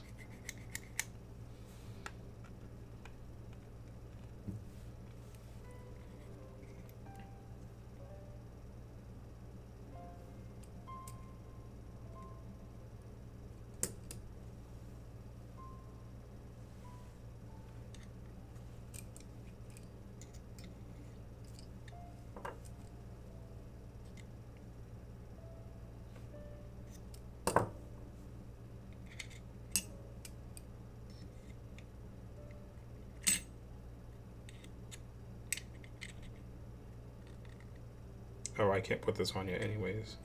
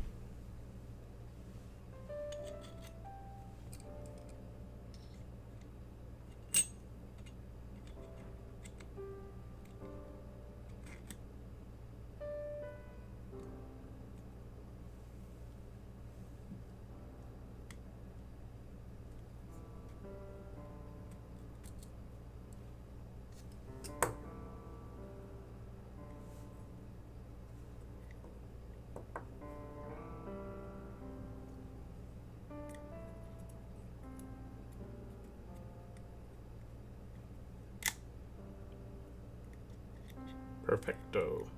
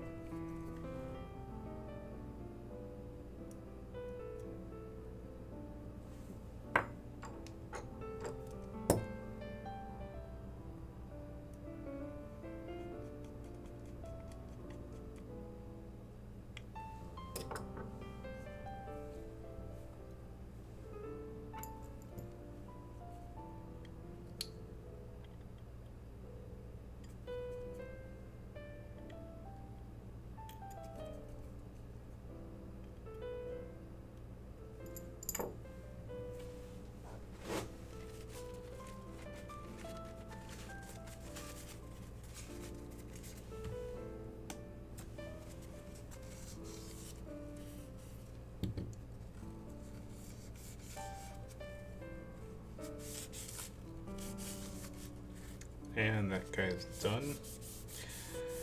Alright, now I really need to get out of here. But I can't stop. Oh my gosh, 4.5 hours. It's not uncommon for doing Cine-Mod work. It's uncommon for a continuous live stream. Like the most we've ever done is like an hour.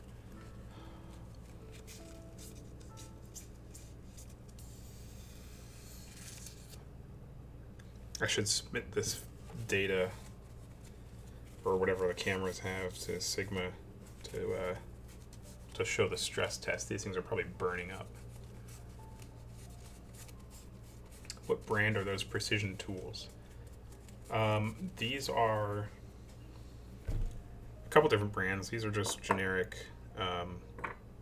These don't even have a name brand. You can get them. Tweezers are cheap. We usually don't care too much about the brand because we trash them. These we get specifically for certain lenses. These come from one of our manufacturers. The best tools we have are these guys, Weha. These you can get on our site. We sell a kit. Actually, let me drop some stuff in the comments because there was some questions earlier.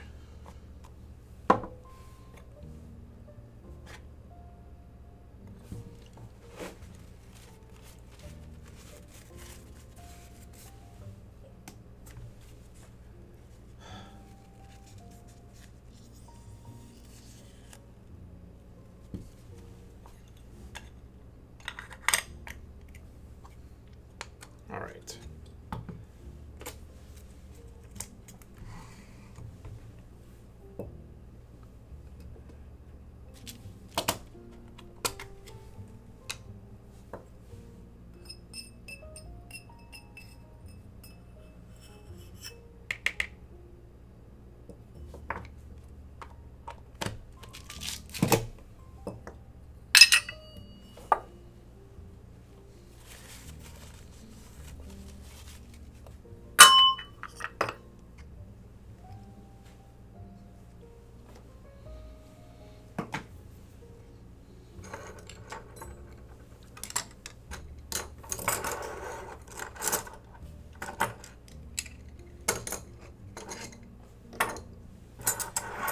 Okay, I'll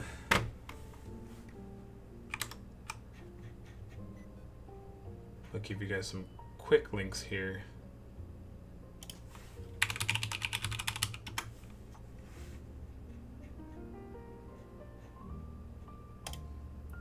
Only because people asked several times.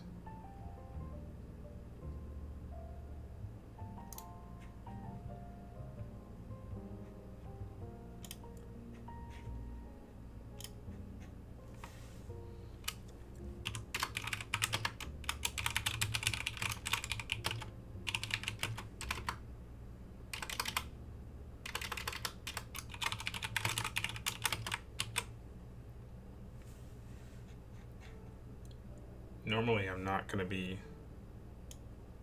plugging stuff like this, but since people asked, I figure why not share. And then people are asking about the grease, the Pro 100. This is exactly the same grease we use for all the declicking.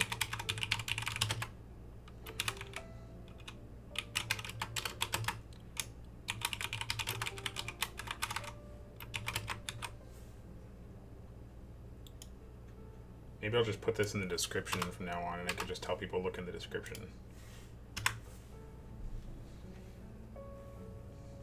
Thank you, Brandon.